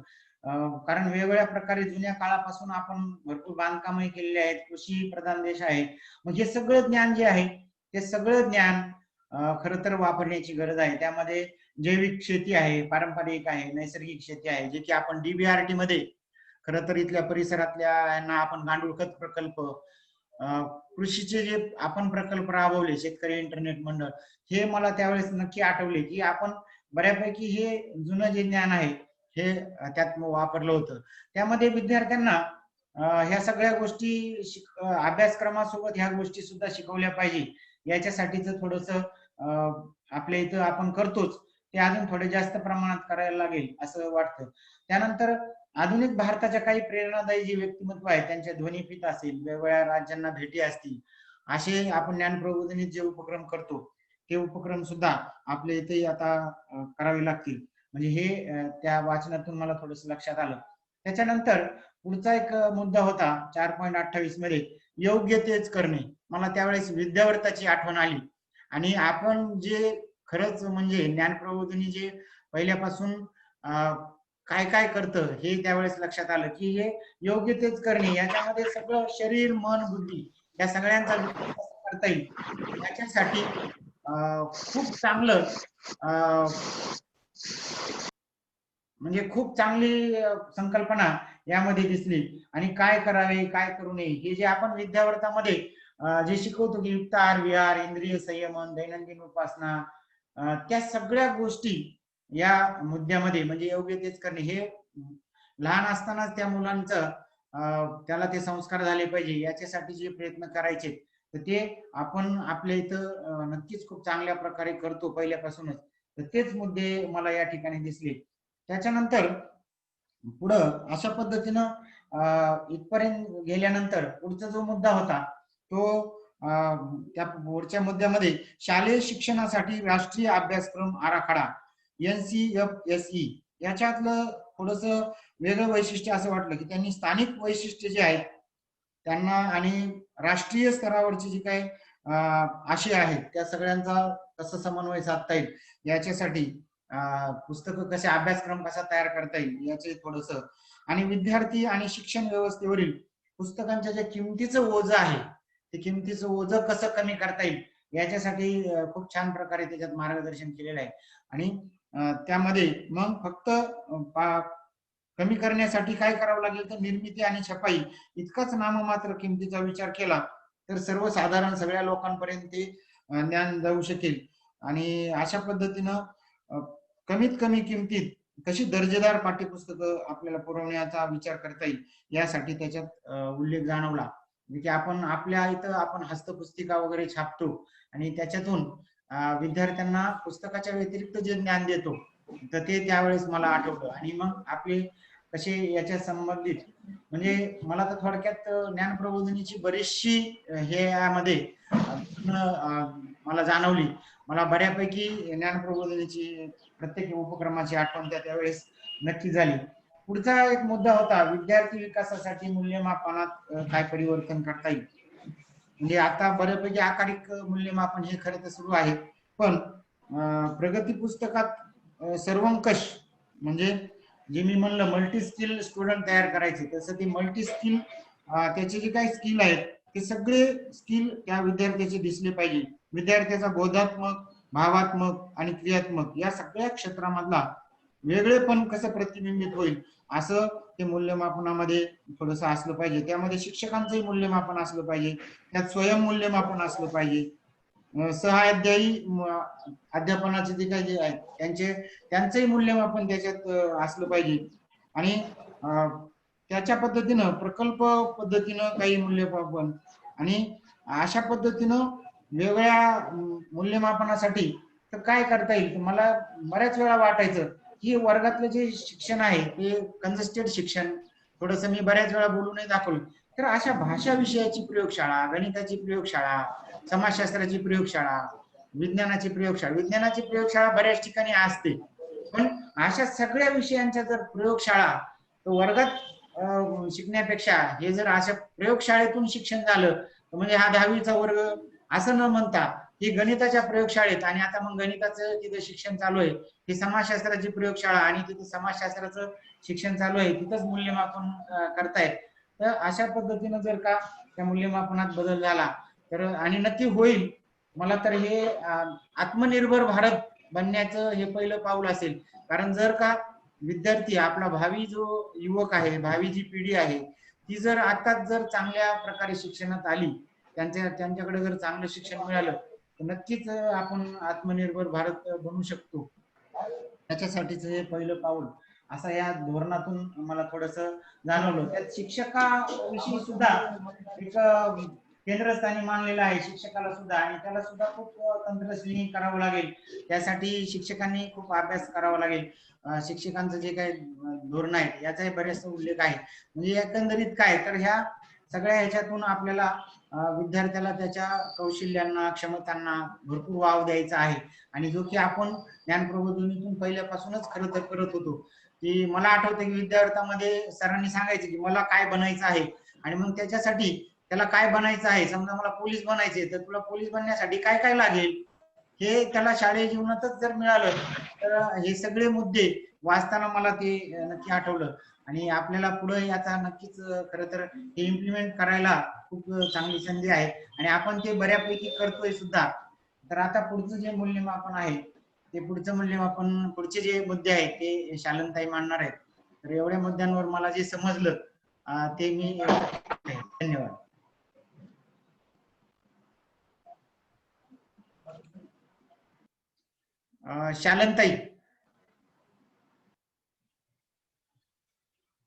शालनताई तुम्ही अनम्यूट व्हा पहिलं. हा येतो बोला. हो येतो. मी 19-20 या वर्षामध्ये नवीन झालेलं धोरण आणि त्याच्यामधून आता 20 मध्ये आलेलं हे नवीन शैक्षणिक धोरण याबद्दल मध्ये 4.36 ते 4.45 या मुद्द्यांवरती जे वाचन केलंय त्याच्यानुसार जे काही मला समजलं किंवा चर्चा करून जे जाणवलं त्याच्याविषयी थोडक्यात माझं मत मांडते. 1986 ला धोरण आल्यानंतर 1934 वर्षानंतर त्याच्यामध्ये अशा काही महत्वाच्या बाबी होत्या की ज्याच्यावरती विचार करून काही बदल करण्याची गरज वाटली, आणि ते महत्वाचे बदल याच्यामध्ये सुचवले गेले. ते मूल्यमापनाच्या संबंधित असतील किंवा काय असतील. 4.36 ते 4.45 याच्यामध्ये 10वी 12वीची बोर्ड परीक्षा, विद्यार्थ्यांचं मूल्यमापन, विद्यार्थ्यांची घेतले जाणारे अभ्यासक्रम, त्याच्यावरून केलेलं मूल्यमापन याविषयी बरेच बाबी सांगितलेले आहेत. विशिष्ट परिस्थितीमध्ये विद्यार्थी कसा त्याचं हे करतो किंवा विशिष्ट परिस्थितीमध्ये विद्यार्थ्यामध्ये त्याची ती समस्या निराकरण करण्याची किंवा तो विषय कितपर्यंत पोहोचलाय, आणि त्याचं मूल्यमापन केवळ त्याच्या परीक्षा पद्धतीवर न करता विद्यार्थ्यांना तो विषय त्याच्यापर्यंत पोहोचवणं. म्हणजे शिक्षण हे केवळ त्यांना नुसता अभ्यास भोकंपट्टी न राहता ते त्याच्या क्षमताधिष्ठित असलं पाहिजे, त्याच्या सर्वांगीण विकासासाठी असलं पाहिजे, किंवा त्याला त्याच्यातनं सर्वांना समान संधी देणार असं निर्माण झालं पाहिजे. या नवीन शैक्षणिक धोरणामध्ये शिक्षण हे स्वतःसाठी नसतं, त्याचा उपयोग त्याला स्वतःसाठी पण आणि समाजासाठी पण करता यायला पाहिजे, त्याचा सर्वांगीण विकासही झाला पाहिजे. त्याच्यामध्ये असे बरेचसे मुद्दे आहेत की जे आपण आतापर्यंत जे मुलांचं मूल्यमापन करतो त्याच्यामध्ये एक 10वी-12वीच्या बोर्ड परीक्षेवरूनच फक्त त्याचं हे जातं की त्याला त्या विषयामध्ये किती मार्क्स मिळाले. 4.35 ते 36 याच्यामध्ये दिले की 10वी-12वीच्या बोर्डच्या परीक्षेमध्ये फक्त त्याला विषयामध्ये गुण मिळाले आणि त्या प्रचलित पद्धतीनुसार आताच्या पद्धतीनुसार फक्त तो त्याचीच तयारी करतो की त्या विषयामध्ये त्याला जास्तीत जास्त मार्क्स पडले पाहिजे. पण 10वीला बोर्डामध्ये जास्त मार्क्स मिळणारा विद्यार्थी पुढे त्या क्षेत्रामध्ये यशस्वी असं नाही किंवा कमी मिळालेला विद्यार्थी यशस्वी होत कारण वेगळी त्या ठिकाणी तिथं मार्क्स मिळालेत याचा अर्थ त्याच्यावरून त्याचं मूल्य आपण न करता त्याच्या इतरही बाबींची पडताळणी केली पाहिजे. मग त्याच्यासाठी त्याला विविध पद्धतीने मूल्यमापन हे केलं पाहिजे. 10वी-12वीच्या बोर्डच्या परीक्षेचा परिणाम फक्त एवढाच होतो की त्याच्या इतर गुण असतात त्यांना मार्क्स नाही भेटत, फक्त परीक्षा पद्धतीची पुनर्रचना करण्यात येईल आणि त्याच्यानुसार अशी परीक्षा पद्धती असेल की त्याचं फक्त त्याच्या अभ्यासाव्यतिरिक्त इतर बाबींचंही त्याचं मूल्यमापन जाईल. यामुळे काय होणार आहे की परीक्षांचं दड पण कमी होईल. या छोट्या छोट्या बाबी पण त्याच्यामध्ये बदल केले जातील की जेणेकरून त्याचं मूल्यमापन हे त्याच्या इतर गुणांवरही केलं जाईल. याच्यामध्ये परीक्षा पद्धतीमध्ये कशी बदल असतील किंवा त्याच्यामध्ये शिक्षण समावेश आहे आणि याच्यापैकी म्हणजे 70% आपल्या केंद्रावरती घेतोच आहे की जे उपक्रम असतील किंवा इतर बाबी असतील त्याच्यामध्ये शिक्षण परीक्षा पद्धती घोकंपट्टी न राहता त्याच्यामध्ये बदल करून दिले जातील की कौशल्य असतील, प्रत्यक्ष जीवनामधील परिस्थिती असतील, त्याच्या ज्ञानाचं उपयोजन तो प्रत्यक्ष कसं करेल याच्यासाठी त्याचा ज्ञानाचं उपयोजन करण्यासाठी त्याला अशी कोणती कौशल्य अवगत असतील किंवा तो प्रत्यक्ष त्याच्या कौशल्याचा उपयोग त्यामधून करेल आणि त्याला विषय निवडी स्वातंत्र्य देण्यात आले. त्याच्यामुळे तो त्या विषयामध्ये जास्त मार्क्स पडतो. बोर्ड पद्धतीची रचना बदलणार त्यामध्ये तो त्याच्या आवडीचे विषय निवडू शकतो आणि तिथे निवडीनं तो त्याला हव्या असण्याच्या चांगले चांगले गुण मिळवू शकतो आणि त्याला दुसऱ्यांदा म्हणजे री एक्झामचा एक चान्स असणार आहे त्याच्यामध्ये त्याला इच्छा असेल तो पुनर्परीक्षा देऊनही जास्तीत जास्त मार्क्स पाडू शकतो. त्याला इतर ह्याच्यामध्ये की चाचणी किंवा हे तो कंटेंट त्याच्यापर्यंत किती पोहोचला याच्यासाठी छोट्या छोट्या चाचण्या घेण्यात येतील. शिक्षक प्रशिक्षणाचाही समावेश केलेला आहे की शिक्षण प्रत्यक्ष शिक्षक आणि त्या विद्यार्थ्यापर्यंत पोहोचण्यासाठी कोणत्या कोणत्या गोष्टींची तयारी करायला पाहिजे त्या विषयापर्यंत त्या विद्यार्थ्याला ज्या विषय निवडेल त्याच्यानुसार त्याची तयारी असेल. परीक्षा पद्धती ही पारंपरिक पद्धतीपेक्षा त्याच्यामध्ये बदलून पुनर्परीक्षा घेण्याची त्याची संधी असेल. 10वी-12वीच्या परीक्षेचा एक परिणाम असतो की मुलं फक्त अभ्यासाचीच तयारी करतात. त्याच्या व्यतिरिक्त मुलांचा सर्वांगीण विकासाला चालना देणार असं असेल, विषय निवडीचं त्याला स्वातंत्र्य असेल. परीक्षेचं दड पण कमी होईल याच्यामुळं की छोट्या छोट्या भागांवरती चाचण्या घेतल्या जातील. याच्यामध्ये बहुपर्यायी प्रश्न असतील आणि या बहुपर्यायी प्रश्नांचा वर्णनात्मक प्रश्नांचा उपयोग कशासाठी होईल की तो UPSC MPSC या विषयांची सुद्धा तयारी करू शकेल. 10वी-12वीच्या ही प्रगती म्हणजे 10वी-12वीच्या बोर्डच्या परीक्षेचं एक दड पण असतं ही त्याची शेवटची ही समजली जाते ही प्रगती समजली जाते. पण तसं न राहता त्याला प्रासंगिक नोंदी असतील त्याच्या किंवा त्यांनी जे एखाद्या परिस्थितीची जी हाताळणी केली असेल त्याच्याद्वारे त्याचं मूल्यमापन केलं जाईल. त्याच्यामध्ये पायाभूत कौशल्य असतील, त्याचं संख्याज्ञान असेल, त्याचं बाजार कौशल्य असेल किंवा इतर स्किल असतील, विज्ञानामध्ये त्याच्या वेगवेगळे त्यांनी प्रयोग केले असतील, त्याचा प्रत्यक्षात उपयोग केला असेल, एखादी समस्या असेल त्या समस्येचं त्यांनी स्वतः जर उत्तर दिलं असेल किंवा आजूबाजूच्या परिस्थितीमध्ये त्यांनी जर प्रश्न हाताळले असतील तर त्याच्यावरून त्याचं मूल्यमापन केलं जाईल. विद्यापीठ किंवा याच्यामध्ये त्याची कल चाचणी असेल की त्याचा त्या गोष्टीमध्ये त्याला कोणत्या विषयाची आवड आहे याच्यानुसार त्याचं हे ठरवलं जाईल.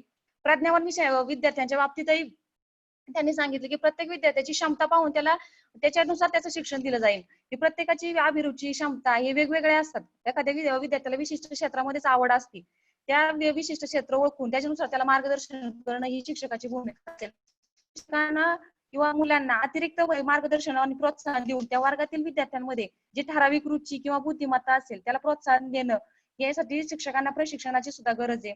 घटक म्हणजे केंद्रित असेल किंवा गट मंडळे, शाळा मंडळे, विज्ञान मंडळ यांची स्थापना करून त्याच क्षेत्रामध्ये किंवा त्याच विषय मंडळामध्ये असे पारंगत विद्यार्थी असणारे आवड असणाऱ्या विद्यार्थ्यांचे गट करून त्या विद्यार्थ्यांना तिथं प्रोत्साहन देऊन ते शिबिर असतील किंवा इतर माध्यमातून असून या गटांद्वारे योगा गट असेल, पर्यावरण मंडळ असतील किंवा आरोग्य असेल, सुदृढ गट असतील, क्रीडा मंडळे असतील यांच्याद्वारे त्या इतर विद्यार्थ्यांनाही प्रोत्साहन मिळेल आणि विविध स्तरावरील स्पर्धा यांचं आयोजन केलं जाईल. हे 4.36 ते 4.45 मध्ये अशा विविध गोष्टी मांडण्यात आल्या होत्या आणि ह्याच्यापैकी बऱ्याचशा म्हणजे 70% गोष्टी या आपण आपल्या केंद्रावरती घेतो.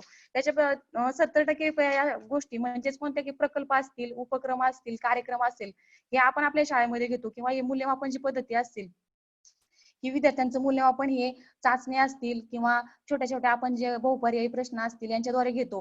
त्याचप्रमाणे जर आपण हे समस्या पर्यावरण छोटे सायंटिस्ट असेल याच्यामध्ये विद्यार्थ्यांना हे छोटे छोटे उपक्रम समस्या देऊन त्याच्यामध्ये ते हाताळणी करतात. प्रत्यक्ष त्याच्यामध्ये त्याला त्या गोष्टी किती समजल्या, त्या अनुभवाधिष्ठित त्याच्यामध्ये तो विषय कितीपर्यंत पोहोचला हे बघतोच ते. पण हे विविध मंडळे असतील किंवा इतर ज्या नव्याने ऍड करण्याच्या गोष्टी असतील की क्रीडा मंडळ असेल, विज्ञान कक्षा विज्ञान मंडळ असेल, भाषा मंडळ असेल, या विविध मंडळांची स्थापना करू शकतो. त्याचप्रमाणे विद्यार्थ्यांना विषय निवडीचं स्वातंत्र्य आहे. एक व्यावसायिक प्रशिक्षण केंद्र आपण इथे घेतोच.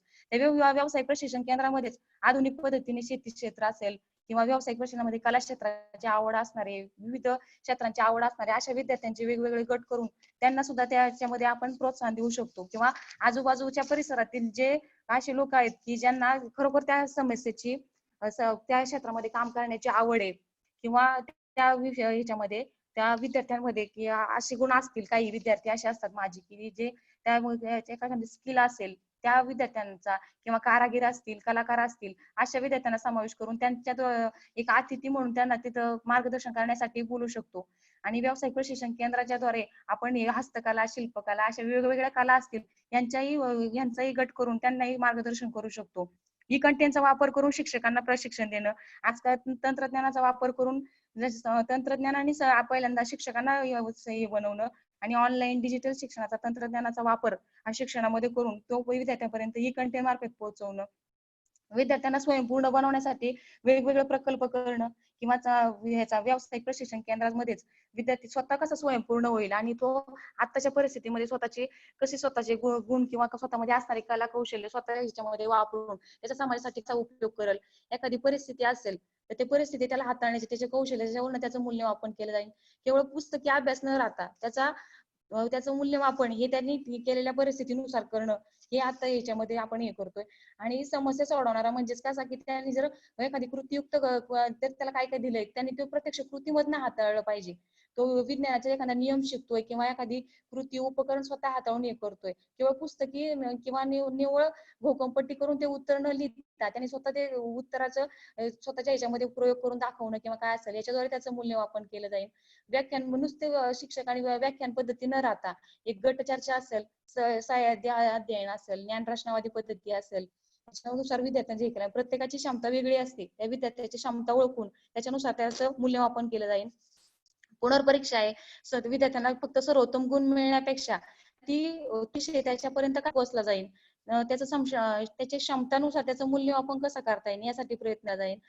प्रक्रिया प्रधान असेल किंवा शाळेमध्ये एखादे समुपदेशक, सामाजिक कार्यकर्त्यांची नियुक्ती करून विशेष अध्यापन त्याच्या क्षेत्र त्या विषयानुसार अशा म्हणजे विषय जर गट केले, विज्ञान गट असेल किंवा गणित गट असेल किंवा इतर विषयांचे अभ्यास मंडळे असतील, यानुसार त्या विषयाच्या नुसार त्याच्यामध्ये पारंगत असणाऱ्या स्किल असणाऱ्या शिक्षकाची जर नियुक्ती केली तर तो विषय त्या विद्यार्थ्यापर्यंत चांगला पोहोचेल आणि त्या विषयाची आवड असणाऱ्या इतर विद्यार्थ्यांनाही त्याच्यामध्ये सामावून घेता येईल. कृतीयुक्त शिक्षणावरती जास्त भर देणं ह्याच्या शैक्षणिक धोरणामध्ये जास्त हे केलेलं आहे, भर दिलेला आहे. आणि मला असं वाटतं की कृतीयुक्त शिक्षणामध्ये भर देण्यासाठी प्रत्येक विद्यार्थ्यापर्यंत तो विषय पोहोचणं आणि त्याच्या आवडीनुसार त्याचं मूल्यमापन करण्यापेक्षा त्याला ती एखादी समस्या देणं किंवा त्या परिस्थितीमध्ये तो कसा त्याच्या करतोय, जर तो आर्थिक व्यवहार व्यवस्थित करतोय तर प्रत्यक्ष बाजारामध्ये त्याचं मूल्यमापन करणं किंवा त्याला एखादी परिस्थिती देऊन तो त्या परिस्थितीमध्ये कसा त्या परिस्थिती समस्येचं कसं सोडवणूक करतोय हे पाहून त्याचं मूल्यमापन करणं गरजेचं. आणि आपण बऱ्यापैकी प्रकल्प उपक्रम यांच्या मार्फत आपल्या शाळेमध्ये असे वेगवेगळे प्रकल्प मुलांकडनं करून घेतोय. याच्यापैकी अधिक भर म्हणजे व्यावसायिक प्रशिक्षण केंद्र असेल आणि हे अभ्यास मंडळे, क्रीडा मंडळे आणि विविध मंडळ, भाषा मंडळ यांची स्थापना करणं. त्याच्यानंतर मूल्यमापन पद्धतीमधील बदल, की जे मूल्यमापन असेल ते विद्यार्थ्यांचं त्याचे क्षमता पाहून किंवा याच्यानुसार त्याला मार्गदर्शन करणं हे शिक्षकाचं असेल. त्याचबरोबर शिक्षकांनाही वेगवेगळ्या प्रकारे तंत्रज्ञानाची माहिती देऊन शिक्षकांचे प्रशिक्षण करणं गरजेचे आहे.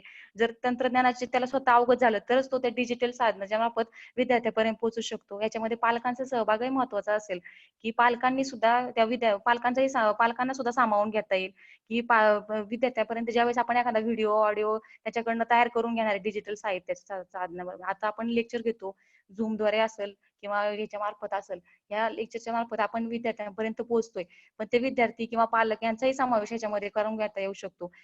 पालकांनाही त्यांच्या मुलांसोबत मुलं जे काही करतायत, कसा आपण दिलेल्या उपकरणाचा उपयोग कसा करतायत किंवा काय त्याला प्रत्यक्ष त्याचं किती ज्ञान प्राप्त झाले हे त्यांना तिथं पाहता येईल. आणि नकळतपणे पालकांचाही सहभाग शिक्षणामध्ये होऊ शकतो आणि विद्यार्थ्यांना किती त्यांचं अध्यापन झालंय हे तपासता येईल.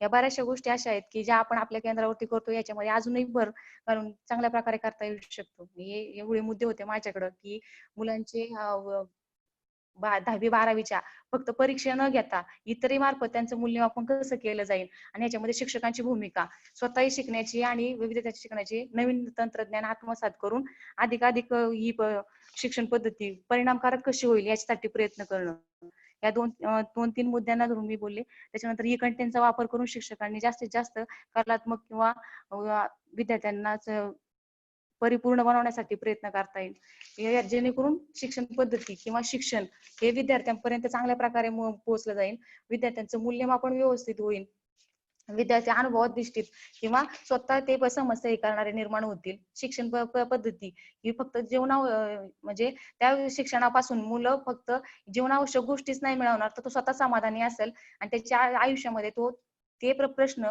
एक त्याच्या समस्या सोडवणारा, देशाचा विकास करणारे असे काहीतरी समस्या सोडवण्याचं ज्ञान त्याला प्राप्त होईल, की जेणेकरून शिक्षण हे क्षमताधिष्ठित त्याच्या असलेल्या क्षमताचा विकसन करणारा असेल, त्याचा सर्वांगीण विकास करणारा असेल आणि सर्वांना एक समान संधी देणारं असं निर्माण होईल.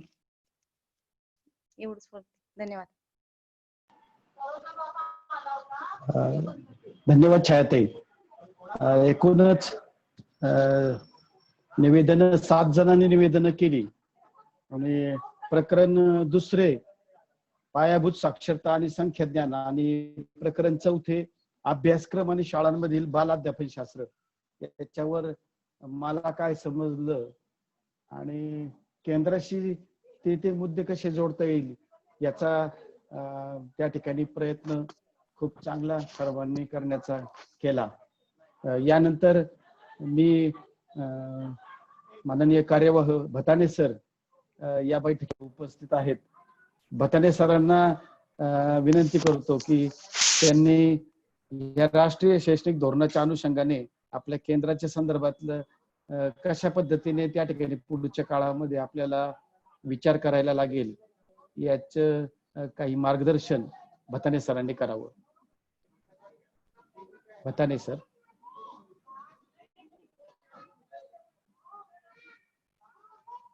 भताने सर. गणेश आवाज येतोय? हॅलो. हा येतोय सर, येतोय. हो येतोय सर. बऱ्याच दशकानंतर म्हणजे दशकाची वाट पाहिल्यानंतर एक अतिशय चांगलं राष्ट्रीय शैक्षणिक धोरण आताच्या सरकारने मान्य करून घेतलं. त्याची पुनर्रचना झाली आणि त्या पुनर्रचनेद्वारे अतिशय चांगले गोष्टी त्यात सुचवलेल्या आहेत. शालेय शिक्षण, उच्च शिक्षण, मुख्य क्षेत्रे ज्यात लक्षवेधी म्हणून त्यांनी म्हटलेले आहेत आणि शेवटी अंमलबजावणी कशी केली पाहिजे, शासनाच्या दृष्टीने आपल्या दृष्टीने काय आपल्या केंद्रावर बदल करता येतील किंवा करावे लागतील, काय पुनर्रचना करावी लागेल, सक्षमीकरण काय करावं लागेल, अशा आणि आपण जे म्हणतो की सर्वांगीण शिक्षण, जीवनदायी आणि जीवनदायी असे शिक्षणाचा काय उपयोग आपल्याला आपल्या ठिकाणी करता येईल, तसंच शिक्षकांची प्रेरणा, उत्साह आणि प्रशिक्षणाद्वारे सक्षमीकरण असं आपण प्रबोधिनीच्या प्रशिक्षण वर्गांमधून शिक्षकांच्यासाठी मागच्या काही वर्षापासून करतोच आहोत. त्यामुळे त्याच्यात थोडासा आणखी आपल्या परिस्थितीनुसार त्या केंद्राच्या असा बदल करायला लागेल. तर साळुंड्याच्या केंद्राचा थोडा विचार करून अध्यापकांचं सक्षमीकरण करण्यासाठी आपले काही अध्यापकांचं प्रशिक्षण सुरू आहे. त्यात आणखी थोडीशी भर घालून प्रबोधिनीच्या माध्यमातून केंद्रीय पद्धतीनं असं करता येईल. त्याच्यात शिक्षणाला थोडासा उद्देश म्हणजे वजन प्राप्त व्हावं एकूण उत्पन्नाच्या जे काही खर्च शासन करतं त्याच्यातही 1996 पासून सुचवलेलं होतं की किमान 6% तरी खर्च व्हावा. खरं म्हणजे 10% व्हायला पाहिजे एकूण उत्पन्नाच्या. पण तो 6% होऊ शकला नाही, आता तो 4.25% वगैरे एकूण स्तरावर होत असतो. तर आपल्याही त्याच दृष्टीनं आपल्या केंद्रावर तसा निधी उभारायला लागेल. काही तंत्र शिक्षण किंवा तंत्रस्नेही अध्यापकांच्यासाठी व्यवस्था करणं असेल, जशी आपण आता यावर्षी रेकॉर्ड केली. आधुनिक तंत्रज्ञानाचा वापर कसा चांगल्या प्रकारे आणि मुलांच्या तिथल्या क्षमतानुसार आपल्याला करता येईल कोणत्या कोणत्या विषयांसाठी, त्याची व्यवस्था त्या ठिकाणी आपल्याला अवश्य करायला लागेल.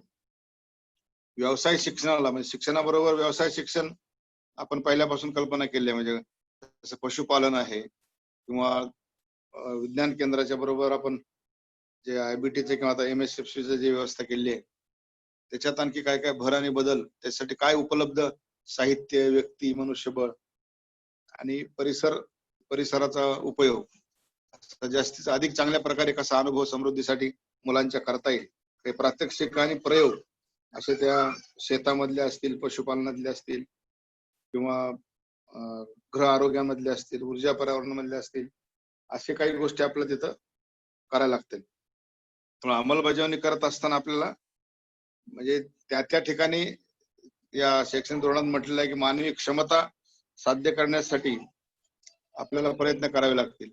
तर असे काय आपल्या त्या मुलांच्या क्षमता ओळखून त्या परिसरामध्ये उपयोगाचं काय, उपयुक्त काय, किंवा तो परिसराचा विकास झाला पाहिजे, ते बदललं पाहिजे, असं शिक्षणाची व्यवस्था आपल्याला करायला लागेल. म्हणजे आपण आपल्या साध्या ह्याच्यात म्हणलं की मातीशी नातं आणि स्थानिक व्यवसायाचे नातं मुलांचं शिक्षणाच्या द्वारे राहिलं पाहिजे. तसं पुढच्या काळातही त्याचा अधिक चांगला उपयोग आपला त्या करायला लागेल. या धोरणात जसं म्हणलं की क्षमता साध्य करण्यासाठी आणि समाजामधला समन्यायी न्याय्य समाजाचा विकास करण्यासाठी आणि राष्ट्रीय विकासाला प्रोत्साहन देणारं असं शिक्षण आवश्यक आहे. खरं म्हणजे हे पूर्वीच आचार्य विनोबाजींनी सुद्धा म्हटलेलं होतं की ज्या भागात खरं म्हणजे सामूहिक सगळ्यांना एकच अभ्यासक्रम असावा का, त्याच्यावर त्यांनी ज्या ठिकाणी जे उपलब्ध आहे, भौतिक सुविधा असतील किंवा परिसर असेल, तिथल्या व्यवसाय असतील, अशा शिक्षण अभ्यासक्रमाची व्यवस्था त्या ठिकाणी असावी असं विनोबाजींनी म्हटलं होतं. आता खरं म्हणजे ते आपण करू शकतो आताच्या परिस्थितीमध्ये. तर त्याचाही विचार थोडासा आपल्याला आपल्या ठिकाणी करायला लागेल. आणि अंमलबजावणीच्या दृष्टीनं या सगळ्या शैक्षणिक धोरणाच्या उद्देश आणि भावना काय हे लक्षात घेऊन आपलं त्यानुसार आपल्या भावना जोडणं, आपले उद्देश त्याला जोडणं आणि त्या ठिकाणी राबवून अशी कल्पना या ठिकाणी करायला लागेल. त्यामुळं धोरणात्मक मुद्द्यांची म्हणजे प्रबोधिनीच्या शिक्षणाची कल्पना आणि राष्ट्रीय शैक्षणिक धोरणामध्ये सांगितलेल्या शिक्षणाची कल्पना या खरं म्हणजे एकच आहेत असं आपलं काही ठिकाणी आपल्या लक्षात येईल की प्रबोधिनी गेल्या अनेक दशकांपासून म्हणते की असं शिक्षण मुलांचं झालं पाहिजे. तशी व्यवस्था आताच्या सरकारने बऱ्याच गोष्टी प्रात्यक्षिक रूपानं, प्रकल्पाच्या माध्यमातून, कृतीयुक्त शिक्षण, अनुभव शिक्षण या सगळ्या गोष्टी त्यात म्हटलेल्या आहेत. त्यामुळं आपण असा धोरणात्मक निर्णय केलेला आहे, आपण करतो आहोत, राबवलेला आहे.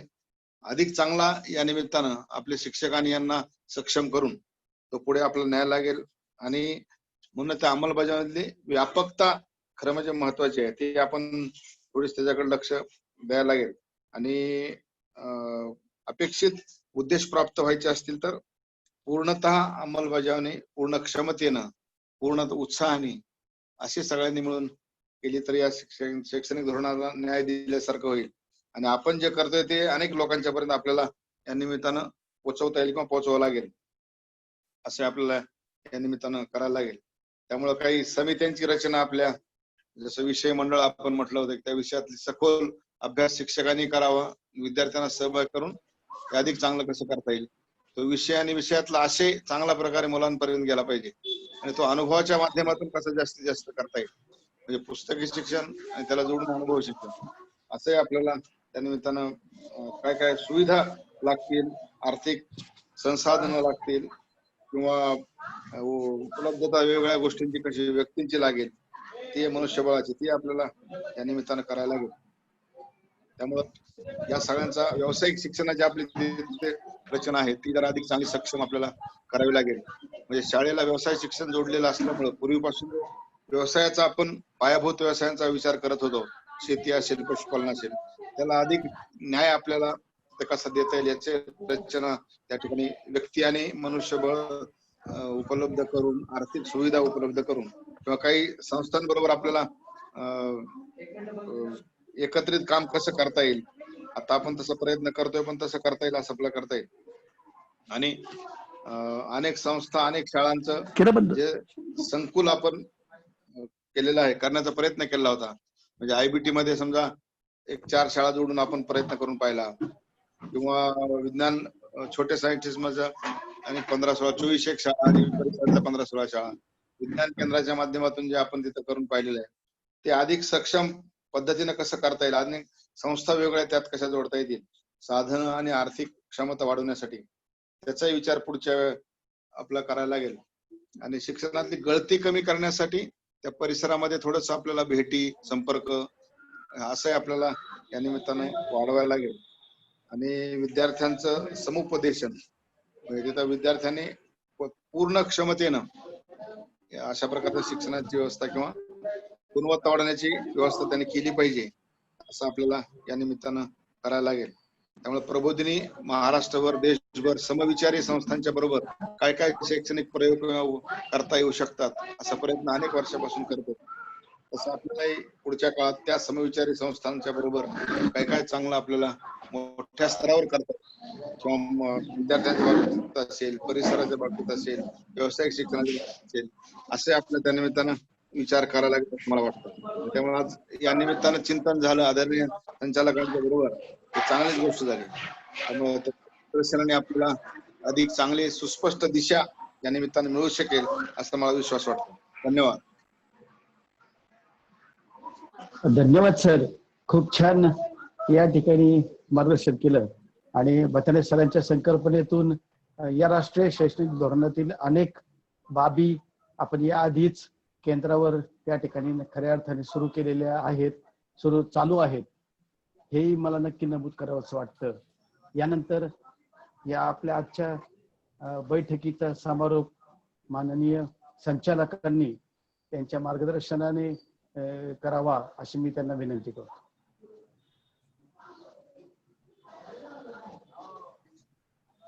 माननीय गिरीशराव.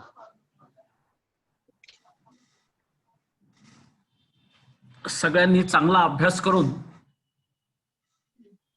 शैक्षणिक धोरणातलं आपल्याला जे काही परिच्छेद वाटून दिलेले होते त्यातलं काय काय समजलंय.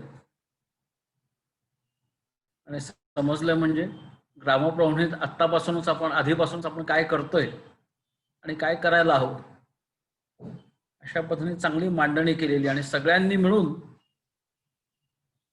एकत्र आपण काहीतरी अभ्यास केला. याच्यापूर्वी जो काही आधीची बैठक झाली असेल त्यावेळी मला वाटतं वर्तमानपत्रातल्या बातम्या, वर्तमानपत्रांमधले लेख अशी ऐकीव माहिती होती. आता आपण मुळातून धोरण अभ्यासलेलं आहे आणि त्याच्या संबंधी आपण काहीतरी बोललेलो आहोत, त्यामुळे जास्ती चांगलं आपल्याला समजलेलं असतं. या धोरणामध्ये प्रत्येक शाळा ही सामाजिक चेतना केंद्र झाली पाहिजे असं म्हटलेलं आहे. म्हणजे आपण जसं विद्यार्थ्यांना शिकवतोय तसं त्याच्या पुढच्या मोठ्या वयोगटाला सुद्धा आपल्याला प्रत्येक शाळेनी प्रेरणा देण्याचं आणि वृत्ती घडवण्याचं काम केलं पाहिजे.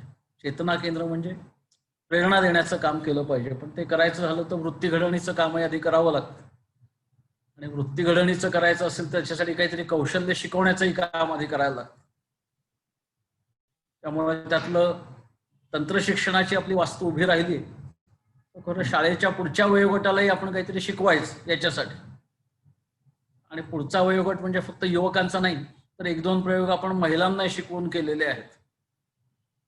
आणि बाकीचे आपले उपक्रम समाज संपर्काचे पवनामाईच्या उत्सवापासून माहेर वाशिण मेळाव्यापासून हे सगळे हे सामाजिक चेतना केंद्र म्हणून काम करायचे उपक्रम आहेत.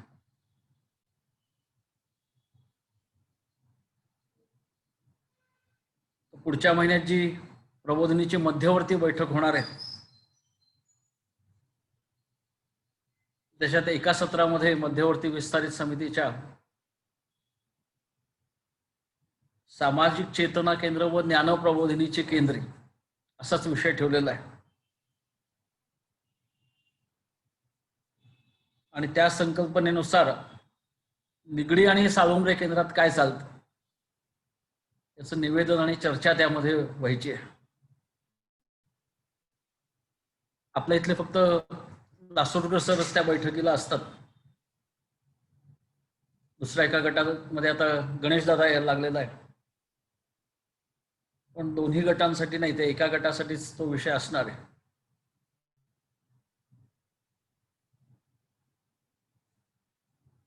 प्रबोधिनीचं काम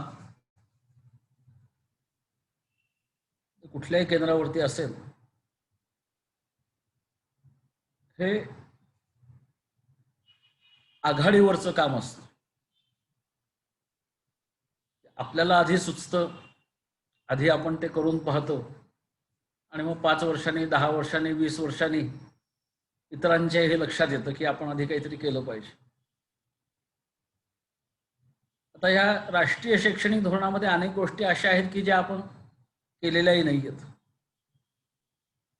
पण त्याचं कारण मला असं वाटतंय, राष्ट्रीय शैक्षणिक धोरणामध्ये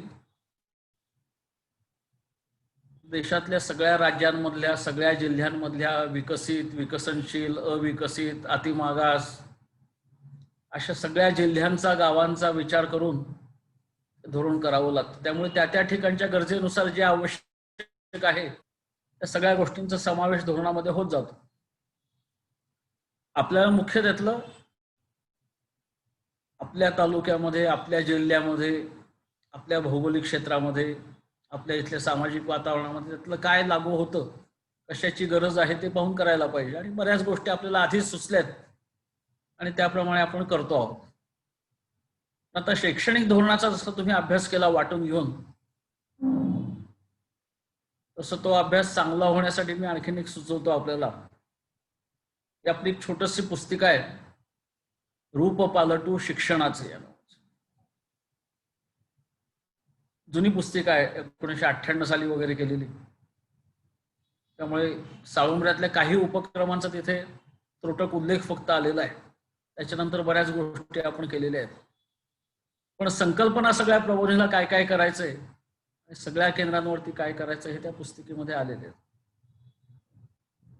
त्यामुळे आता ती रूप पालटू शिक्षणाचे ही पुस्तिका ही अशी छोटीशीच आहे. त्यातला लेखाचा जो भाग आहे तो 28 पानाचाच आहे फक्त. हे राष्ट्रीय शैक्षणिक धोरण जवळजवळ 110 पानाचं आहे मराठी भाषांतर त्याचं. त्यातली आपण काही पानं आता निवडली होती. पण हेच परिच्छेद आपण घेतलेले आता, म्हणजे प्रकरण 2 आणि 4 प्रकरण आणि रूप पालटू शिक्षणाचे पुस्तिका अशी शेजारी शेजारी ठेवून पुन्हा एकदा वाचून पहा सगळेजण. आणि मग त्याच्या प्रबोधिनीला काय करायचंय, त्यातलं शैक्षणिक धोरणामध्ये काय आहे, शैक्षणिक धोरणामध्ये नाही अशा कुठल्या गोष्टी आपण आधीपासूनच करतो आहोत, असा जर अभ्यास केला दोन्हीचा एकत्र, तर आपण कुठे आहोत आणि आपल्याला आणखीन नेमकं काय करायला पाहिजे या कल्पना आपल्या आणखीन चांगल्या स्पष्ट होत. आज मला वाटतं मनीषाताई आणि पंडित सर 2 जण नाही आहेत आज. व्यक्तिगत कौटुंबिक कारणाने सहभागी होऊ शकले नाहीत. चेहरा दिसतोय मला गुमास्ते, त्या काही बोलल्या नाहीत. त्यांना बहुतेक परिच्छेद वाटून द्यायचे राहून गेले असं होत. पण हा पुढचा अभ्यास कदाचित आत्ताचे 7 जण अधिक ते 3 जण असे 10 जण म्हणून सुद्धा करू शकते.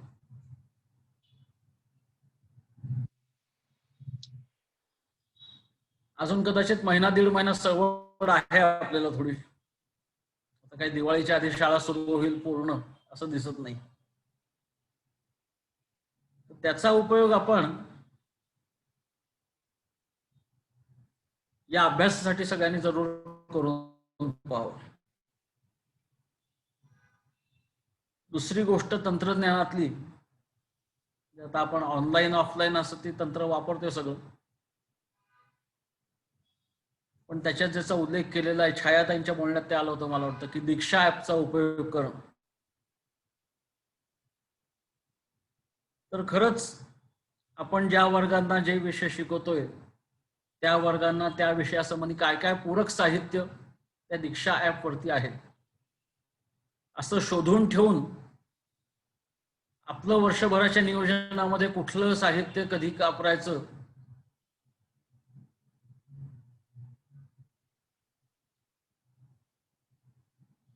त्यातली कुठली व्हिडिओ फिल्म कुठे वापरता येईल, त्यातलं कुठलं प्रात्यक्षिक कुठे वापरता येईल, त्यातलं कुठे कोणाचं भाषण कुठे वापरता येईल, कुठला नमुना पाठ कुठे वापरता येईल, असं जर का ते दीक्षा ऍपचं सुद्धा आपण अभ्यास केला तर आपण अजून सगळे तंत्रज्ञान स्नेही अधिक चांगले बनवू असं वाटतं.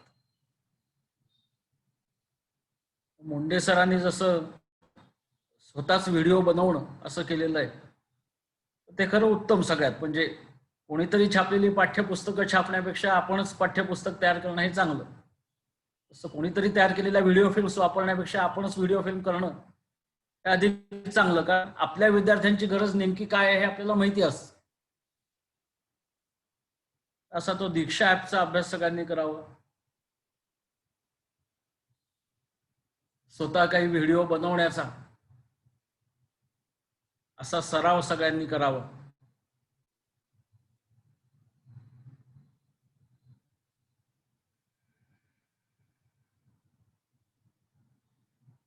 आणि आता जे 9वी ते 12वी साठी सुचवलेलं आहे कुठल्याही विषयांचं आपल्याला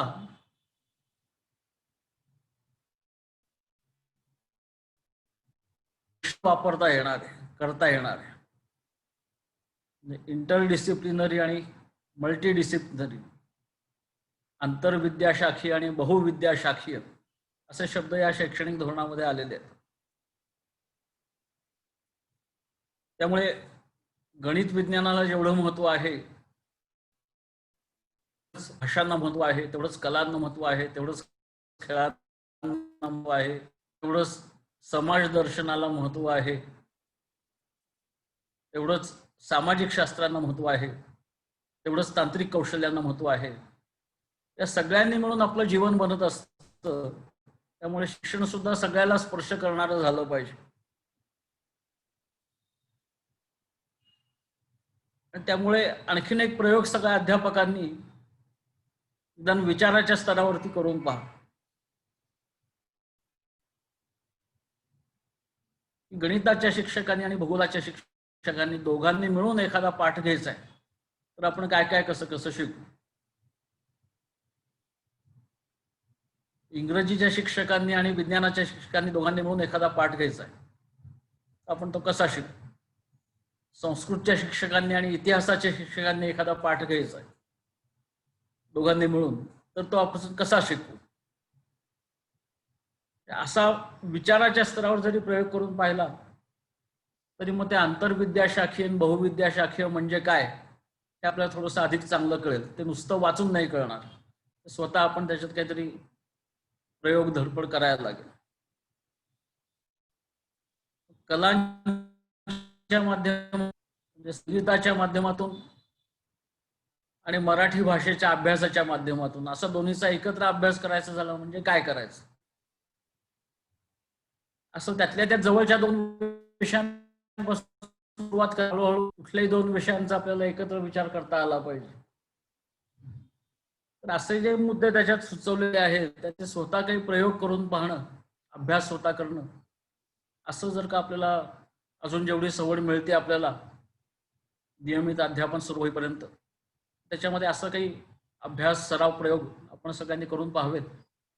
आणि मी म्हटलं तसं रूप पालटू शिक्षणाचे आणि शैक्षणिक धोरणाचे एकत्र वाचन करून पाहावं असं जर का आपल्याला जेवढं जमेल तेवढं करून पाहिलं सगळ्यांनी, त्याचा अधिक चांगला उपयोग आपल्याला होईल आणि पुढच्या नवीन शैक्षणिक धोरणाच्या काळातलं वातावरण काय असेल याचा अनुभव आपल्याला थोडासा आधीच घेता येईल आणि त्याची पूर्वतयारी आपली होऊ शकेल. त्याचा परिसंवाद आपला चांगला झाला असं मला वाटतं.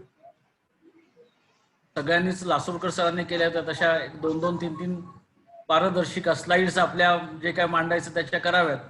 ते स्लाइड मध्ये मांडायचं म्हटलं म्हणजे थोडक्यात कसं मांडायचं, महत्वाचं नेमकं काय, असा आपला विचार आणखीन होतो. आणि मग आपल्या भाषेत आपल्या पद्धतीने ते स्लाइडवर मांडल्यावर मग आपण त्याचा विस्तार कसा करायचा तोही आपल्या विचाराने व्हायला लागतो.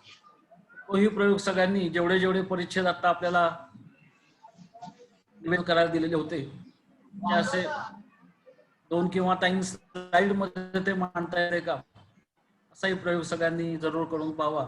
त्याचाही आपल्या अभ्यासाला उपयोग होईल असं मला वाटतंय. मागच्या वेळी खूपच वेळ प्रत्येकाबरोबर सविस्तर चर्चा झालेली होती, त्यामुळे आज दूरस्थ पद्धतीनेच आपल्या सगळ्यांच्या भेटी झाल्या. पण चांगलं काम आपण सगळ्यांनी मिळून केलेलं आहे आजच्या दिवसामध्ये, त्याच्याबद्दलचा आनंद आणि समाधान व्यक्त करतो आणि थांबतो. मुंडे सर. हा, धन्यवाद गिरीशराव. आता आपल्या जर भारताचा जर विचार केला तर आपण भारत एक विकसित देश होण्यामागे जगातील 3 सर्वात मोठ्या अर्थव्यवस्थांपैकी एक अर्थव्यवस्था अशा होण्याकडे वाटचाल सुरू आहे. आणि सदरचं हे शैक्षणिक धोरण 21व्या शतकातलं हे पहिलं शैक्षणिक धोरण आहे, ज्यामध्ये आपल्या भारताला जर खरंच आत्मनिर्भर वगैरे करण्याची संधी मिळालेली आहे, तर त्यासाठी ह्या शैक्षणिक धोरणाचा खूप उपयोग होईल असं मला वाटतं. मी सगळ्यात आधी सगळ्या आपल्या जे शिक्षक आहेत त्या सगळ्या शिक्षकांचं आभार मानतो, धन्यवाद मानतो. सुपे सर, छायाताई, लासूरकर सर, या क्रमाने जे सगळ्या शिक्षकांनी, ओहाळ सर, म्हणजे वैशिष्ट्य आहे की ओहाळ सर पहिल्यांदाच झूम मिटिंगला अटॅच झाले. म्हणजे ह्याच्या आधीच्या बऱ्याचशा मिटिंगला ते अनुपस्थित होते. त्यांचा काही प्रॉब्लेम असू शकतो टेक्निकल, पण ओहाळ सर यावेळेस त्यांनी खूप छान मांडलं. गणेश भतानेनी सुद्धा खूप त्यांनी पण छान मांडलं. म्हणजे आपण आता काहीतरी या लॉकडाऊन मध्ये विचार करायला सुरुवात केलेली आहे. आणि जसं एक सामाजिक चेतना केंद्र असं तयार करायला आपली सगळ्यांचीच गरज लागणार आहे, या सगळ्यांचे हात लागणार आहेत आपल्याला. आणि रूप पालटू शिक्षणाचे हे खरंच थोडंसं वाचलेलं आहे, पण त्याचा जरा जास्त अभ्यास अजून करावा लागेल. आणि मी आपले स्वतःचे व्हिडिओ सहज मुलांना थोडस संकल्पना स्पष्ट व्हावी यासाठी तयार करायला सुरुवात केली होती. आणि आता जवळपास 150 व्हिडिओ झालेत. आणि पंचायत समितीवाल्यांनी सुद्धा ते सगळे व्हिडिओ झेडपीच्या वेबसाईटवर डाउनलोड करण्यासाठी मागवलेले आहेत. म्हणजे तो आपण काहीतरी सुरुवात केली तर आपल्याला नक्कीच त्याचा काहीतरी उपयोग होतो. आणि मग त्याच्यातूनच आपण काहीतरी नवीन शिकत असतो. भताने सरांनी सुद्धा या सगळ्या राष्ट्रीय शैक्षणिक धोरणाची अंमलबजावणी कशी करता येईल, म्हणजे खरं तर जुन्या या सगळ्यांनी आपल्याला इथं खूप छान वास्तू सगळं व्यवस्थित उभं करून दिलेलं आहे. फक्त आता आपल्याला ते सांभाळायचं आहे आणि वाढवायचं आहे. म्हणजे आहे त्याच्यातच अजून काय आता आपल्याला बांधकामात याच्यात भर घालायची काय फार आवश्यकता वाटत नाही. पण आता आपल्याला पुढे जाण्यासाठी हे सामाजिक चेतना केंद्र तयार होण्यासाठी काय काय करावं लागेल याच्यासाठी सगळ्यांनी या लॉकडाऊन मध्ये भरपूर विचार करायला वेळ आहे, तर तो असा करावा. आणि या शैक्षणिक धोरणाचा जास्तीत जास्त अभ्यास करून सगळ्यांनी सगळेच प्रकरण थोडे थोडेसे वाचून, आपण आता एक प्रायोगिक तत्वावर छोटे छोटे भाग करून दिले होते, पण माझं म्हणणं आहे सगळ्यांनी एकदा ते सगळंच्या सगळं वाचावं. आणि मग त्यातली काही मास्टर की म्हणजे एखादी गोष्ट आपल्याला चांगली वाटली तर त्यात थोडस अजून जास्त अभ्यास करून प्रबोधिनीची काही पुस्तकं वाचायला हरकत नाही. या सगळ्या गोष्टींचा विचार करून, आणि आता नक्कीच या कोरोनामुळं आपल्याला सगळ्यांना शिक्षकांना नक्कीच तंत्रश्रेणी व्हावंच लागणार आहे, त्याच्याशिवाय फार उपयोग होणार नाही. हे व्हिडिओ बनवण्यात माझाही थोडासा स्वार्थ होता, कारण उद्या जर का शाळा जरी सुरू झाली आणि एकाच वर्गात 20च विद्यार्थी बसवायचे ठरले तर मी 3 वेळा कसं काय शिकवायचं? म्हणजे माझ्या वर्गात 60 विद्यार्थी आहेत, तर म्हणून मी थोडस त्या दृष्टीनं प्रयत्न केला आणि एका डोनरनी सुद्धा चांगली मदत केली, त्यामुळे एक साहित्यही खरेदी करता आलं.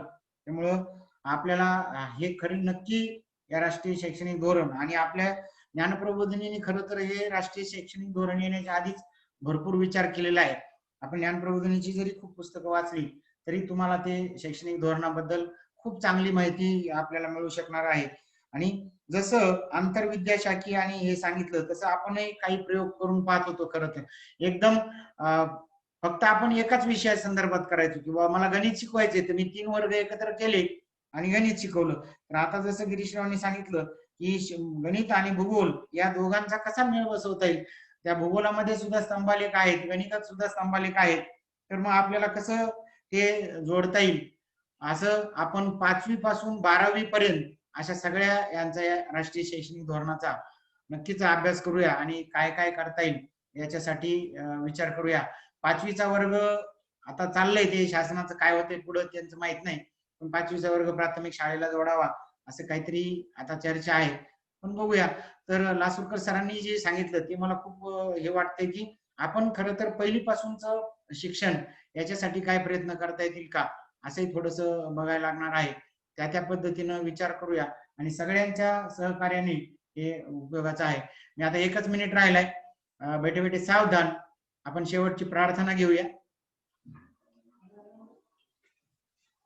की घेतले व्रत नहे आम्ही अंधते लब्ध प्रकाश निसर्ग माने जे दिव्यता मनोनी असावयाचे बुद्ध्याची पान धरिले करी हे सतीचे. भारत माता की जय. सगळ्यांचे परत एकदा धन्यवाद आणि नमस्ते. 1 2 3